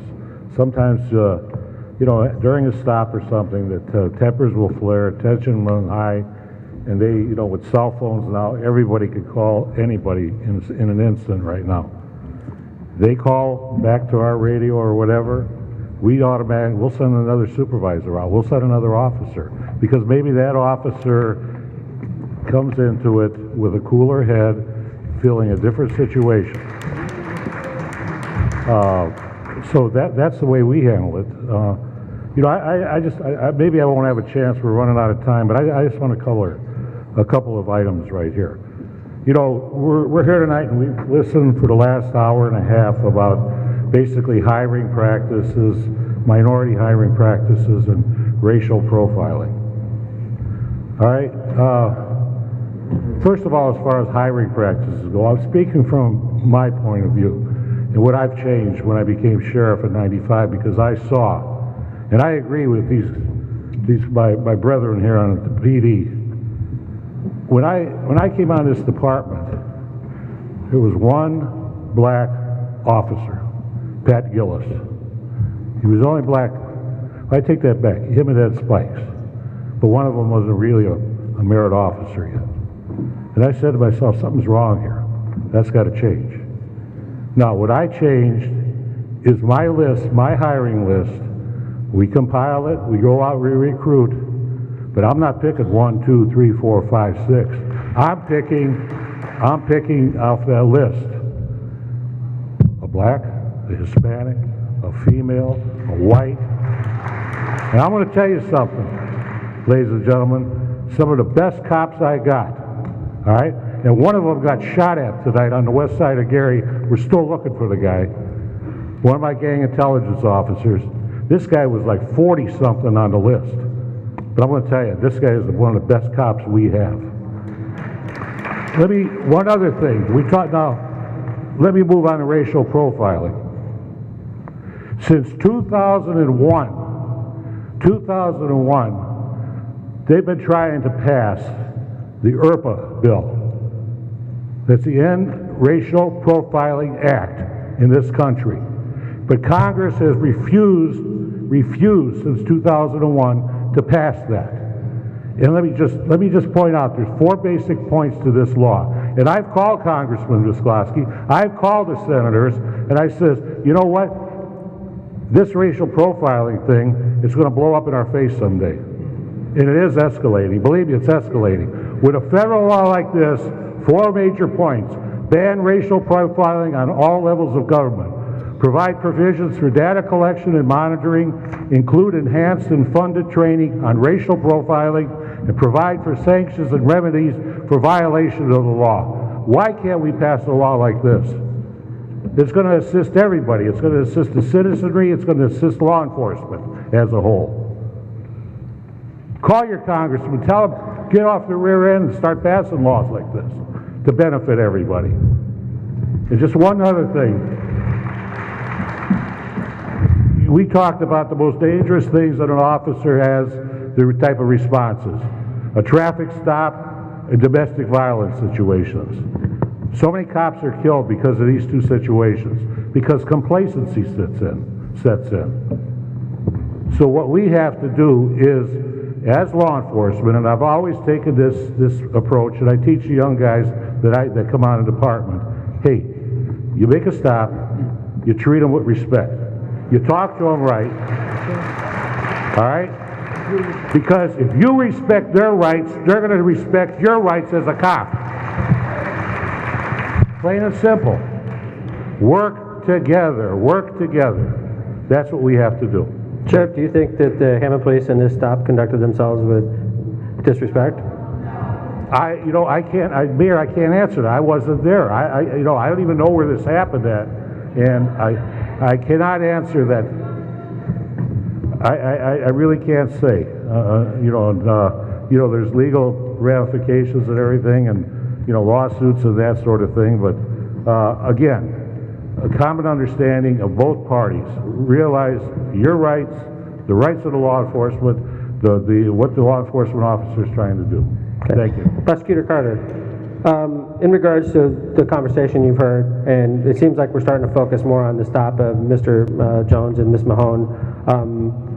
In your opinion as a prosecutor, obviously it concerns you. It was national news. How do you handle situations like this as a Lake County prosecutor? Well, you know, my office have a unit where we go out and we speak to all the police officers and talk to them about sensitivity issues. And certainly, the more training police officers get from various entities, it helps the police and it helps the police in the decisions that they make. As you mentioned, Mayor, this is a pending case as a civil case, and it's certainly a pending case as a criminal case. So I don't want to comment on that aspect of it. True, Just speaking as a general. Pending before your office too, so That's correct. I apologize for putting you on the spot like that. But speaking as the sheriff said, certainly I buy into every point that the sheriff made. I think in addition to that, I think it goes beyond Hammond Police Department, and let me mention this very quickly. You know, I drive throughout this county, the entire county, every community. I participate in every type of business, social events and things of that nature. I'm kind of appalled today in viewing our community where I go to Gary and I go through Gary and I see a construction site, or I see a construction site in the city of East Chicago, Cherville, Munster, Lowell, and I look on that site and you see 15 men making very good money, sometimes a woman, and you see none, if any, African Americans on those work sites. So, you know, you talk about the police officers taking these trainings and not getting on the police force. You talk about the unions. You talk about big time employment where good jobs are needed. And this is not to offend Caucasians, and certainly I don't speak for all blacks. But I certainly think that if we as African Americans are 25% of the population in Lake County, every damn job in this county should have about 25%. So if you go to a plant, a small plant, and I've been in them, and in Crown Point and Cherville and all over, and I walk in and I know maybe the owner, I know maybe some of the people, and I don't see not one black working there. Well, they say, well, this is in Cherville, no blacks need to work here. So I don't know what the dialogue involved in that, but that's something that we as society need to deal with, because if we as African Americans aren't making the money, our kids aren't going to get the education they need to get, and they're not going to be able to get the jobs that they need to get. So, you know, I have 6 children. I have 3 grown and 3 are still in school. And I speak not only for myself, but I speak for them, because I want every opportunity they can get. But one of the things, this turns on us. One of the things that we don't do as African Americans, you need to take care of your family, you need to educate your kids, you need to be on top of your kids, and you need to make sure your kids are performing. And one of the other things as it relates to tonight, I teach all of my kids, I have 3 kids who are driving. If an officer approaches you, you hand him your license, you don't mention who your daddy is, and you get out of the car. If he asks you to get out of the car, you give him every information that he needs to get, because it is for officer safety.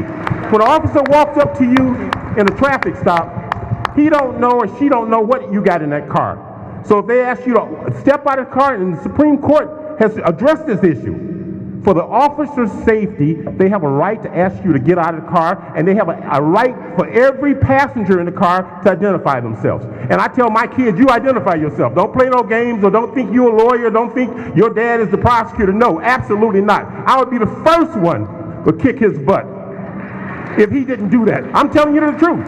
So my kids know that, and you're not going to see it. You know, I knock on wood, but you're not going to see that. So we have to have responsibility as African Americans, and then you demand these jobs. Because when you drive around this county, and I want the white and the black in here tonight to drive around this county, and you see these construction sites, and you don't see any blacks on that. That's a problem. That's a society problem. People thought, oh, well, we got a black president, blacks have overcome. Absolutely not. The only person to overcome is Barack Obama.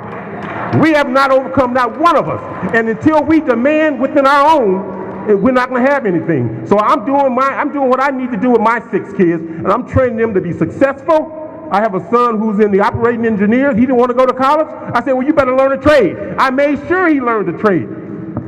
And he's learning one. He's apprentice now. You have to do that. And you can't say, oh, I can't knock on that door and that door won't open. You got to demand that that door be open. You got to train and educate yourself, whether it's vocational education, whether it's college education, whether it's street education. My father had a 3rd grade education. And he was extremely successful, raised 10 kids. And all of us are successful because he demanded it. My mother, in closing, my mother's 96 years old. I remember her telling me years ago when I was a child, I'm going to keep my foot on your neck. And I didn't know what she was talking about. It took me years to understand what she's talking about. And today I have a full understanding of what she's talking about because I'm doing the same thing to my children. And those of us who don't do that to our children, they're going to suffer the consequences. And they're going to be running around talking about society's not right. It's too racist. The opportunities aren't there. You make these opportunities. Some of us can't make it, but there's a lot of us out here that can make it. And I don't care myself personally in terms of if I offended anybody here, I don't care. Thank you.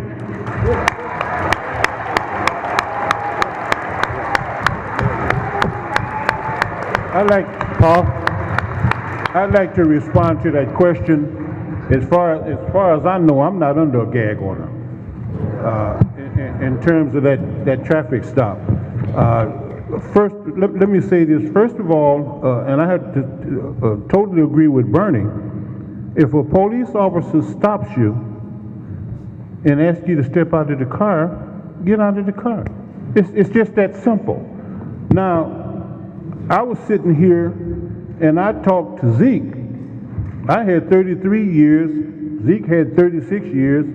I'm sure Linda could probably speak up. I think she had 20 straight up. So we're talking almost 100 years. And in our experience, I've never, ever seen anybody get stopped by the police and refuse to get out of the car. You never seen it? I never heard of it. Never seen it? Never. Not one time? Zeke got 36 years. He never seen that. We never seen nothing like that. I never seen nothing like that before in terms of the people. Sure. But they from Illinois, what you expect. But anyway, listen, let me say this here.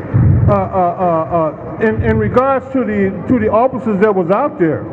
Now, I never, myself, I didn't ask Zeke about this. I've never seen a situation, never. I've never seen a situation get that far out of hand with two lieutenants present. I never seen nothing like that.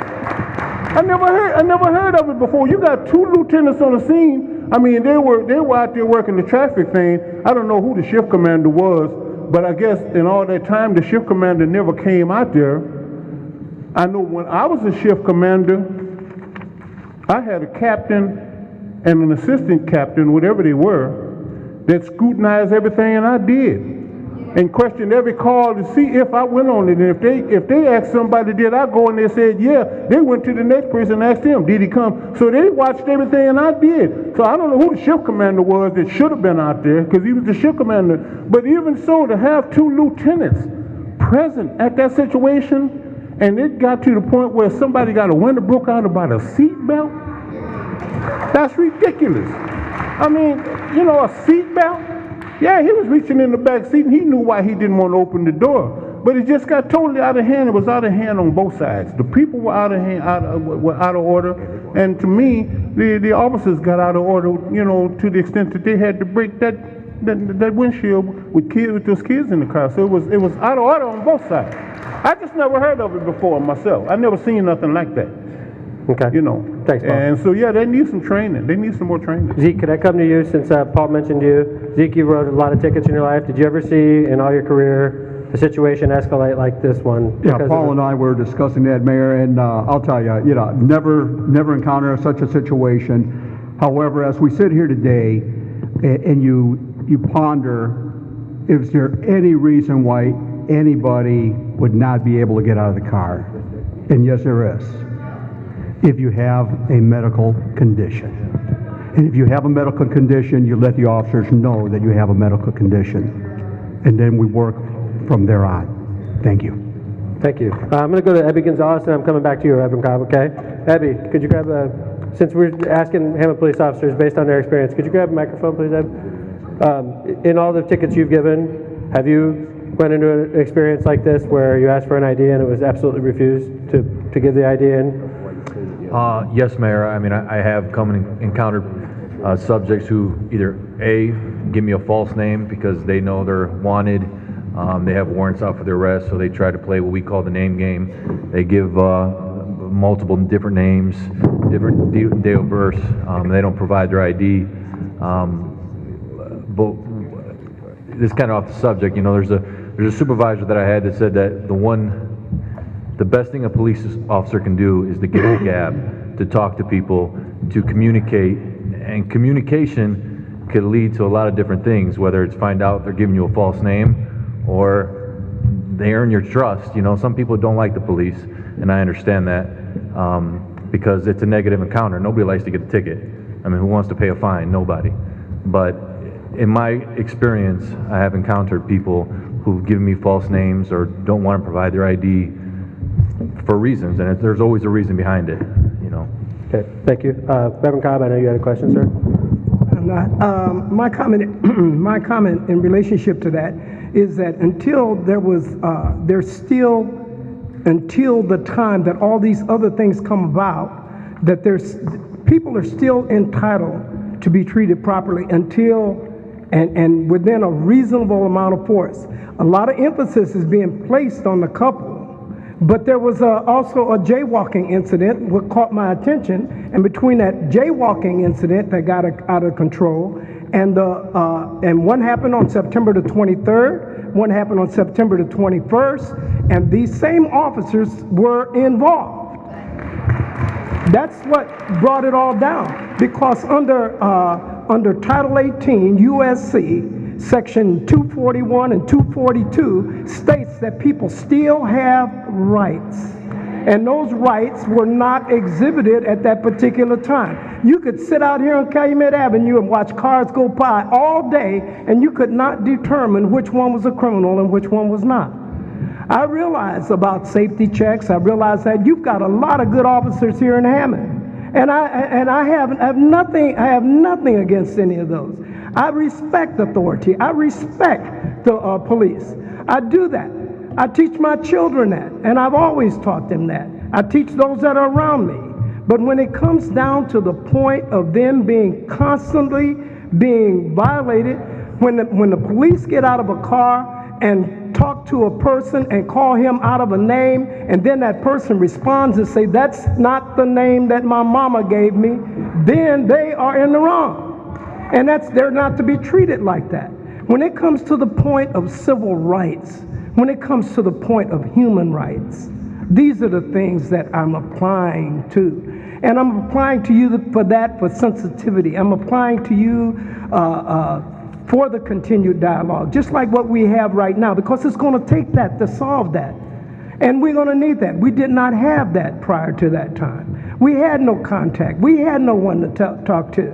And so until that time came about, and enough noise has been made within the community because they begin to realize that right now it may be in this particular area, but when it comes to time of excessive force, there's a possibility that when it's out of this area, it's going to be in another area.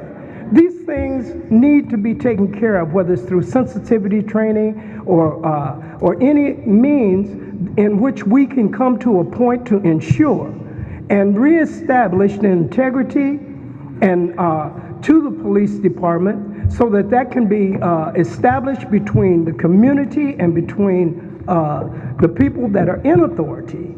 Because there are people, you got a lot of good people. All these people out here tonight are good people, and they would easily respond to the things. And if I need the police, I'll call the police. And I expect for that person that when he comes to bring a sense of peace and not to escalate. And I do appreciate that. Thank you, Reverend. I appreciate it. We'll go back out to your questions. Michelle, let's go ahead and hit the next question. Okay, this person is a student at Purdue Cal and a part of the Social Justice Club. Okay. His question is, what steps are being taken to address, confront, and stop racial profiling within the Hammond Police Department? Okay. Chief? I guess the assumption is that this particular stop was racial profiling. That's the assumption I think we're making. Okay. Is that what steps are being done to reduce racial profiling in the Hammond Police Department? That was the question. Yes. I don't believe my officers are involved in racial profiling. That's my answer. Okay. Andy, I hate to put you on the spot, internal affairs. Have you run across allegations of this nature? And if so, how do you handle those allegations in internal affairs, being the lieutenant in charge of internal affairs? And do you think, in your opinion, is this a nagging problem? And have you heard this before? Yes, I have. Okay. And we follow up and investigate instances of racism? We have had complaints. Allegations of racism? We have had complaints of racism in the past, and what we, when they come into my office and we talk about it, some of the things I would ask them, to me, define what do you mean by racism, so I know what you're getting at. And a lot of their explanation is not that this certain guy is racist. Pretty much, their explanation that the guy's a jerk, and because he's a jerk, I take the statement in a whole different manner, and then what I started doing is just try to listen to the audio, the video, to see exactly what is going on with this case itself. In each case is different, but sometimes it starts off as a racism, and then it ends up with something else. And okay. I don't want to put you on the spot. So.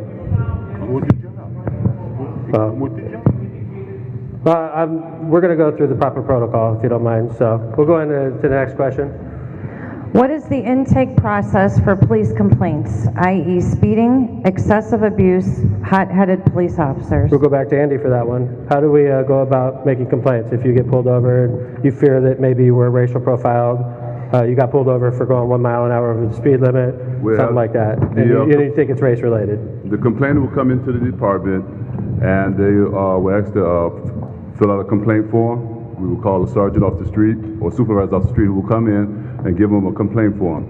They will come in and they fill it out in their own words, exactly what is happening. And from that point on, that complaint will be sealed in an envelope and it will be given to the assistant chief in chief. From that point on, they will look at it and then they will distribute it to me. I will call the individual into my office so I can take a tape conversation with that subject. I will investigate them. I also investigate the police, take a statement on both sides, and I will get whatever findings I can from their witness, also the officers' witnesses, and then I will turn it over to the assistant chief, and him and the chief will give my findings. Okay, thank you very much. Does anybody else have any input on that, Mr. Mullins? I would like to add that basically if you're uncomfortable going into the police department to issue a complaint, there are complaint forms at the Hammond Human Relations Commission, which is on the second floor in the city hall, and we would take the complaint and forward it to the Hammond Police Department. Have you ever received complaints like this in the Human Relations Commission before, Mr. Mullins? We have received complaints and we have forwarded them to the police department. Okay, let's go ahead to the next question. On the police exam, what's the lowest grade accepted and regarded as passing on the exam? I'm not a police officer, so I'll defer to the chief of police. I believe it's, I want to say it's 70. 70 is what, the written? There's multiple components. There's the physical, there's the mental, and then there's the written test, right? The one that scored in Indianapolis, I believe, 70. It's the written test? Yes. Okay, so anything below 70, they have no chance to be a police officer. Okay, Representative, you have something? Okay, no problem. All right, we'll go ahead to the next question. Anybody have any input they want to add to that? Paul, go ahead, sir. You know, I was sitting here thinking about this testing thing, because I've been through it. And, you know, I was just wondering, what kind of tests do they give in Gary? And what kind of tests do they give in East Chicago? Because they don't seem to have a problem finding African-American officers. And so you have to wonder, because we've got officers over here that got on in Gary, and once they take their test, people may not be aware of it, but there is a police academy, and they all go to the same police academy.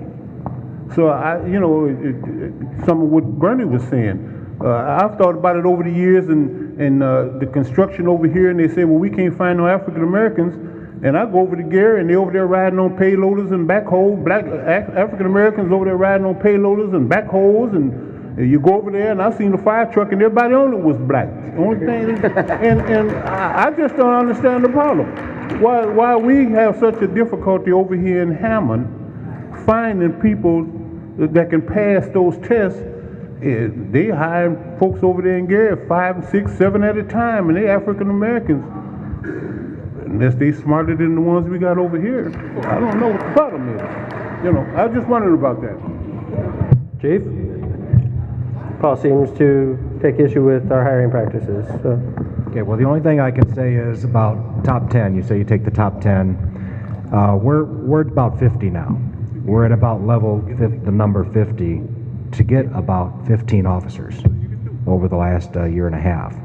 So what happens is we may get the number 1 guy in, he may fail a psychological test, so he's out, he's done. So we move on down to the second one. So it isn't the top 10 guys that score best on the test that get the job. It can go down to number 50 on the list to get 10 guys to do the job, just for clarification. The testing is kind of what it is. We try to make it as objective as possible. The testing system we're operating under did have community involvement when we had it. The only thing I can do is take reasonableness out, and I guess I can do what the sheriff does, and I can take the mayor's input, and I can say, I want to hire this guy today, and that guy tomorrow, and this guy the day after, regardless of how he scores on any test, or any agility test, or any aptitude test, and I can hope he works out. Okay, but in fairness and reasonableness, I don't want to get sued by anybody and say I hired this person when I should hire that person because I scored here and this guy scored way down here and I didn't get the job. How do I justify that? And if that person up here sues the Hammond Police Department and John Doty personally and the mayor personally, then I'm putting my home at risk and my house at risk and my children at risk to go to a system that isn't equal to everybody. We have a fair and equitable hiring practices. We just need more applicants to come to us from every part of the community, apply themselves, and get the job. Okay. Councilman Higgs, we had a community forum, we had a community meeting shortly after this incident became public. We had a mayor's night out at Kenwood School, and one of your constituents asked you a question, and I was shocked when I heard your answer. The question was, Councilman Higgs, on a scale of 1 to 10, how would you rate racism in the city of Hammond? Would you rate it a 1 being the least racist city, or a 10 being obnoxiously racist? And you answered, it's somewhere between a 9 and a 10. And I think a hush fell over the crowd. I know I was shocked when I heard your answer. It's been a few weeks since this statement was made. I didn't know if you still feel the same way and you're doubling down with that comment, or? Well, let me just say this, Mayor. When I go to a council meeting and you conduct yourself in such a way that's so disrespectful to me, it offends me. I don't see race when I serve my constituents. Whether they're white, black, purple, or blue, if they call on me, I'm there to serve them. So, in saying that, hush and shut up at a council meeting to your colleague, my God, where's the respect? I've never talked to anybody like that.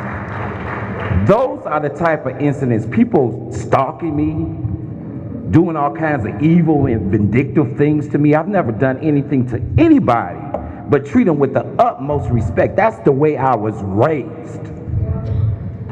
That's the way I was raised. So getting back to the question. The reality of it is, Mayor, if you look up the makeup of your department heads, stand up, all your department heads, have them stand up. Councilman Higgs, there was a question. It was asked. You said your statement. Your questions, Mayor, allow me to speak. You spoke. Was that a mistake? Can we have your department heads stand up? I don't know if all my department heads are here, Councilman. Well, I see quite a few of them in the audience. Can we have? Councilman, why don't we just ask you a question? Seeing that the mayor doesn't want them to stand up, it's fine with me. But the reality of it is the makeup, when I look at the department heads, and there's no disrespect to the department heads. A lot of them are very professional.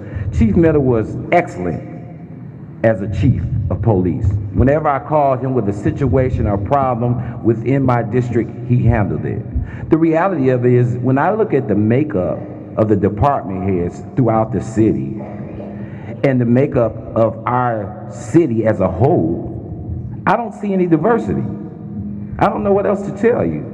Now, what are you going to do to change that? You're the mayor. Come up with a solution, okay? And quit all this backbiting, backstabbing, trying to make councilmen look bad. Cut it out. It's not needed. Deal with the issues. I've always been straightforward. I've always worked for the people. And I'm going to continue to do that. But all this unnecessary stuff, cut it out, please. It's not necessary. Deal with the issues, and let's deal with making Hammond a better place for all of us. Okay, so I'll take that as not answering the question, but I do want to point out that Chief Miller was Hammond Police Chief for the first 10 and a half years I was mayor. And quite frankly, I think if I know Chief Miller's here, I don't want to put him on the spot. I don't even see him, but I know he's here. I know that the hiring methods of the Hammond Police Department were untouched by Mayor McDermott, largely in due respect to the Chief of Police, Chief Brian Miller. That's a fact. Chief Brian Miller would come to the mayor and say, these are the ones that scored the highest. I recommend you hire them. And so I don't know if Chief Miller's here, if he wants to say something. I don't see him anywhere, but you know, I agree that Chief Miller was a great police chief. And he was the chief for the first 10 and a half years I was mayor. And anyway, so I appreciate it, Councilman Higgs. Let's go ahead and next question. Why is it that police don't walk the neighborhoods and ride with the air on and on the phone? I feel if they would get to know the people, things would be better. Why is it the police don't walk the neighborhood or what? They ride with the air conditioning on and they're on their phone. I feel if they get to know the people, things would be better. Okay. Anybody want to touch that? Why is it that police officers walk around with their windows up, basically with the air conditioner on, and they don't talk to the neighborhood? Chief Doty? Okay, well, a lot of people drive around with their air conditioners on and on their phone. It's not illegal in the state of Indiana, so that's a small matter. But we do agree that we need to have the Hammond Police Department get out of their vehicles more, and we have a lot of initiatives started. And we have, through our Community Affairs Division, we're starting basketball tourneys. We already have started basketball events with kids in the neighborhoods. We're doing it right here. We're buying basketball hoops and starting association programs where we get out with the kids. We think that's a good start, and because we want to have some social relationships. Officers in the department are volunteering for that. We are talking about starting walking beats again. And I think that will help during the warmer months. We do have the bicycle patrol where the guys are on bicycles going slower through the neighborhoods and can interact with the neighbors. So we do have a lot of initiatives starting. Some of those handouts have been passed out and published. We'd be happy to get more of them out. The mayor's aware of these programs. It's something we've just started with in the last month. We hope to have them well off the ground by the beginning of next year. Okay, next question. This question goes back to the hiring. An outside agency was mentioned that now does the hiring. Does that agency have law enforcement background as well as a degree in human resources?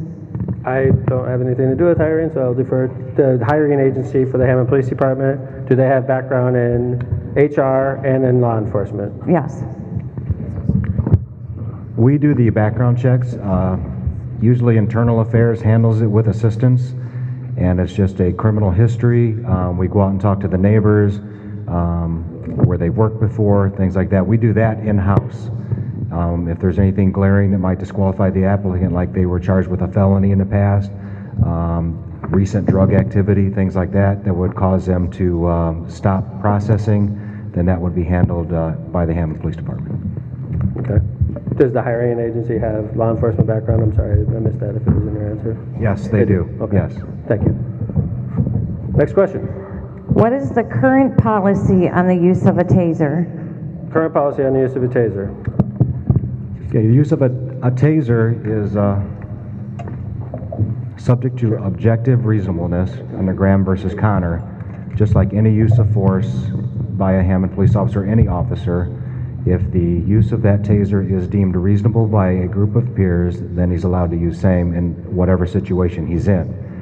The officer must be able to articulate that under the given situation, that the use of the taser was a reasonable use of force, just like using his weapon, just like hitting somebody with his hands. No matter what the use of force is, it has to be reasonable under that given situation.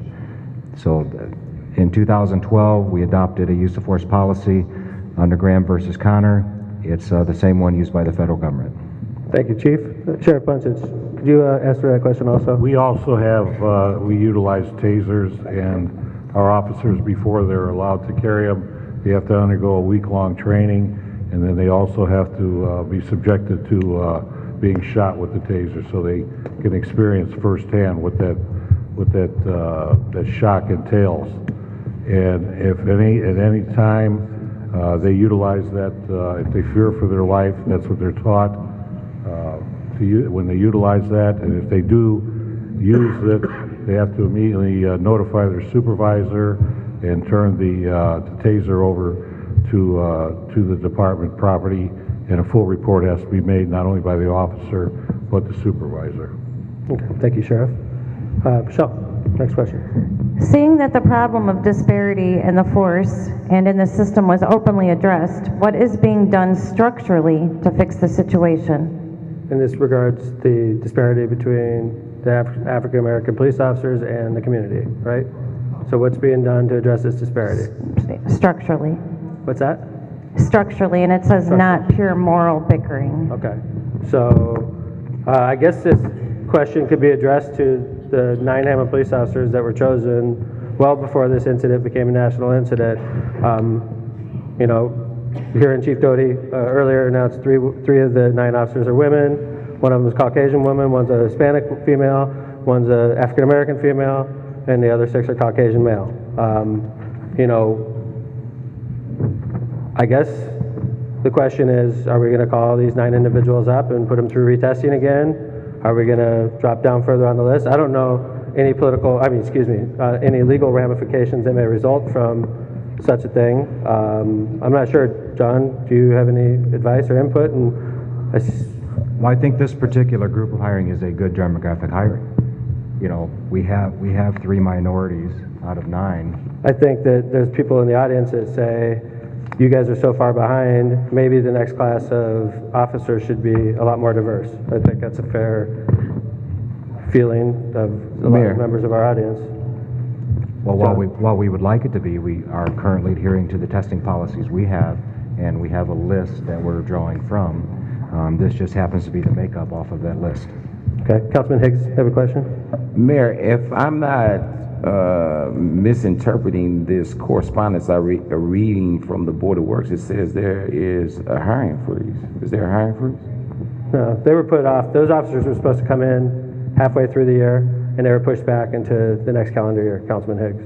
It wasn't a freeze, it was a delay in bringing them in. And this was done, by the way, months before this incident. This happened spring. They were supposed to be on the job already, so. You know, the Bible speaks of authority, so I respect those in authority, but I have a question for you. Do you think it's appropriate for an individual to create comic characters after an elected official? Is that acceptable? I don't know, what did you say? Comic characters, comedian, like characters, cartoons.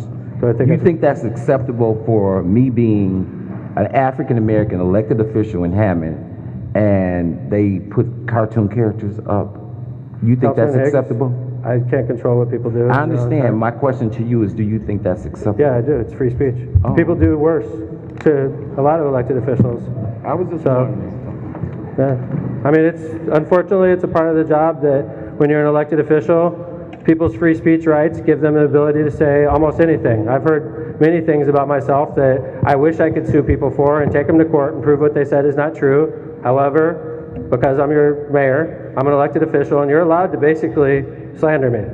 You're basically allowed to slander me, and if I tried to get recourse by filing a lawsuit against you for something that was false, I'm not going to be successful because I'm an elected official, and you have a right to criticize your elected officials, be it through cartoons or false speech or posts on the internet. It's one of the things you got to do when you're an elected official is get a thick skin quickly, because people are going to say things about you, and a lot of them you're not going to like.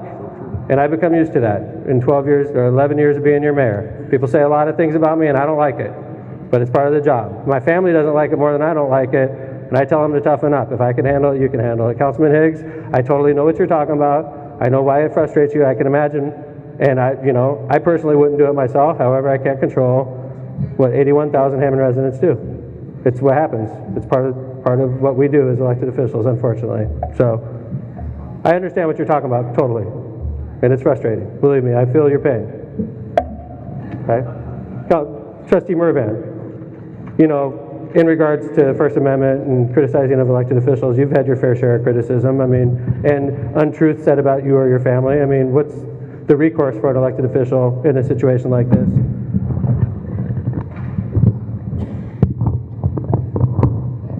So I ran for office and I realized that you can't please everybody, and it's a tough job, and I've witnessed it with my father as a son, and I've witnessed it as a candidate, and I've witnessed it as my wife and my children. So it's really not the reason we're here. Councilman Higgs feels disrespected. We obviously can't control that. I'm sorry that happened, whoever did it, but it is part of our gig on what happens. And I'm sorry that offended you. You are a very compassionate individual, and sometimes that's misunderstood. And so am I, and just keep doing what you're doing and try and change things, and you can't let that stick to you. That's all. Thanks, Frank. Representative Lawson, you've had your fair share of slanderous statements made about you in your course of... Yeah, both as a police officer and as an elected official. I guess that more than I bargained for, actually. During the tax debacle, I had people going up and down my street with bullhorns and telling my neighbors that they're going to lose their house because of me, and nailing signs into my house and threatening my husband and my children. So yeah, we do go through stuff like that. It's very, very uncomfortable, and it hurts a whole lot. And I am sorry too. It's a nasty business, but I think that if we all work together to get through this, that we can make a big difference in our community. It would be nice if we could actually be the example of other communities. In fact, when I think of some of the northern tier communities, not listing any names, but I think that we do a much better job than the majority of communities in our neighborhood. I wouldn't want to live anywhere else but Hammond, and I think that Councilman Higgs is my councilman and has been, and I continue to be here, and I think that all of us, if we work together, we can make a big difference in this community, absolutely. We've been through this before. I had to sue the police department to get my job. Paul Walker and Pete Therese, that I think I saw here earlier, they sued the police department based on promotions within the police department, and because of their lawsuit, I benefited from that. I got my sergeancy, my lieutenancy, and my captaincy all within 4 months. And 20 years I went without a promotion. So there's some things that have improved. There's a lot of things that we need to do to make our department better and our city better. But I'm convinced that if we work together as a team, we can get this done. I think that what we need to talk about right now and is address is what we can do and who's willing to stand up and make a difference. And I'll put my hat in the ring first to stand up and say, I will work with any person in this room, and I know that everybody up here will, and I want to see hands out there who are willing to stand up and say, let's make a difference in our community. We're in this together. Thank you, Representative. All right, I want to make sure people get their closing arguments in. Paul Walker wanted to make sure you get one last statement. Mr. Walker, could you go ahead and do that? Yes, thank you. I would like to say one other thing in terms of the police department. I know it was the way I tried to conduct myself, because like I said before, I had a strong community behind me, and they depended on me. The community depended on me to give them correct information and be correct in how I, in most cases, treated people. if someone stepped on my toes, I'd step back on them. I was that kind of guy. But, you know, I think the officers have to understand, I think police officers have to understand, and I'm not sure if it's involved in that sensitivity training. I've been to a lot of that type of training too, and I know what goes on in those classes. But anyway, I think the officers need to be made reaware of the fact that who do they really work for? And police officers, they're not occupying soldiers. This is not Iraq or Afghanistan. They're police officers, and they have to understand that they work for the people. They don't work for the mayor. They don't work for the chief or the deputy chief. They work for the people of the city of Hammond. No, I'm not looking for hand clap. They work for the people of the city of Hammond and people who are blessed to come through this city, pass through this city during the day. And so if you have to stop somebody, but you have to understand, you work for the people. You're here to serve and protect the people. Now, if you got to take somebody to jail, you know, I probably had more people in my career. I probably had more people come to me and say, Paul, if I have to go to jail, would you come get me? I wish you would come get me instead of some of them guys. I understood what they was talking about. Because there's a way that you can take people to jail. People know when they done wrong. You know, people know what they say, yeah, I messed up, man. I know I gotta go. And they went. You didn't have to fight them and make some. We didn't have them tasers back then. We had to tease them instead of tasing them. But we didn't have all of that. But it's the way you conduct yourself. It's the way you talk to people, the way you would want somebody to talk to you if the situation happened to you. And I think anything can happen to anybody. Yeah, there may be a lot of people walking around that still think something happened to someone won't happen to them. But I know something can happen to you, to your family, members in your family. Yes, sir. So they just have to understand that they work for the people. And they have the structure of having a chief and a deputy chief and captains and lieutenants, but they work for the people, to serve the people, to help people primarily. And sometimes you have to take them to jail, but primarily they're there to help people. People's houses get broke into, their cars get stolen, whatever the case may be. But they're there to help the people, just like Bernie's staff, Sheriff Bunsage and his staff, they work for the people. Mervine down there, they all got put in yesterday. The people put them back in there. People put them in there. They didn't put themselves in there. Thank you, Paul.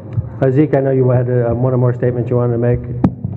Yeah, I've kind of gathered two things out of this whole discussion here tonight, and that is respect. Respect and education. Respect goes both ways. Prosecutor Bernard Carter, I got the most respect for him. Teaching his family respect, teaching them to respect law enforcement, teaching them to respect. That's what everybody should be doing, respect. Education, I believe that the city has a program in place. Does the college bound program cover criminal justice classes? Yeah, 4-year degrees.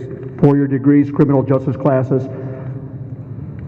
If you want to help educate your kids and take advantage of that college bound program, get them educated, get them started from the time that they're 18, get them in those programs, start taking criminal justice classes. You want to be a police officer, you want to have a high score, you want to be up on top, you have to give.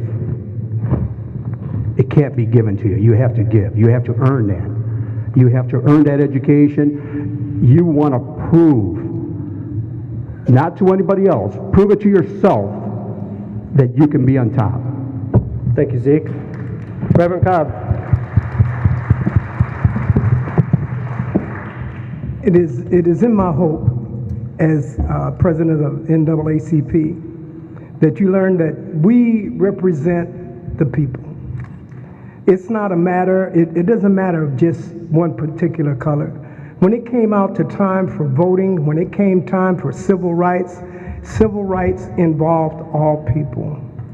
And that those that defended that civil rights, it falls under the character of we the people. It's not a matter of this one winning or that one winning. When we can have dialogue It should be win-win. We should all benefit from whatever our meetings are or the times that we come together. We have avenues and tools that we have learned tonight. Use the tools that have been presented before you, the complaint department, the NAACP, the leadership that is there. Use them. Use them to vent whichever need that you may have. There are ways in which we can do it, and there's ways that and we can do this together. I tell people that there's a Hammond way and there's a Ferguson way. We have grown up and strengthened neighborhoods. People know one another's name. They know people by face. They went to school together. And so in order for this city to prosper and go to the point that it should, it's a matter of us all pulling together. And we must pull together. We must come forward for a common cause, and that is for a better city and for people within the city. Learn the job of those that are around you and help them to do their job. Maybe the person that you voted for didn't win, but the person that won is the one that works for you. Make that person work, because that person has a job to do. And as we go into our various places and the things that we do, may God bless you, and may His strength continue to be with you. Thank you, Reverend. The Reverend mentioned the 3 tools, and NAACP being one of those tools. You want to give a contact just in case people need that number, Reverend? Do you have a contact number off the top of your head? I didn't mean to. Oh, a contact number? Yes, sir. Oh, you can contact me at 931-8899. 931-8899. Mr. Mullins, the Hammond Human Relations Commission is one of those tools that the Reverend mentioned also. What's a good contact number? It's located on the main floor of City Hall, but what's the contact number if anybody needed to contact the Human Relations Commission? The telephone number for the Hammond Human Relations Commission is 219-853-6520. And Barbara Reedus, who is our executive director, will be there to assist you in anything you need.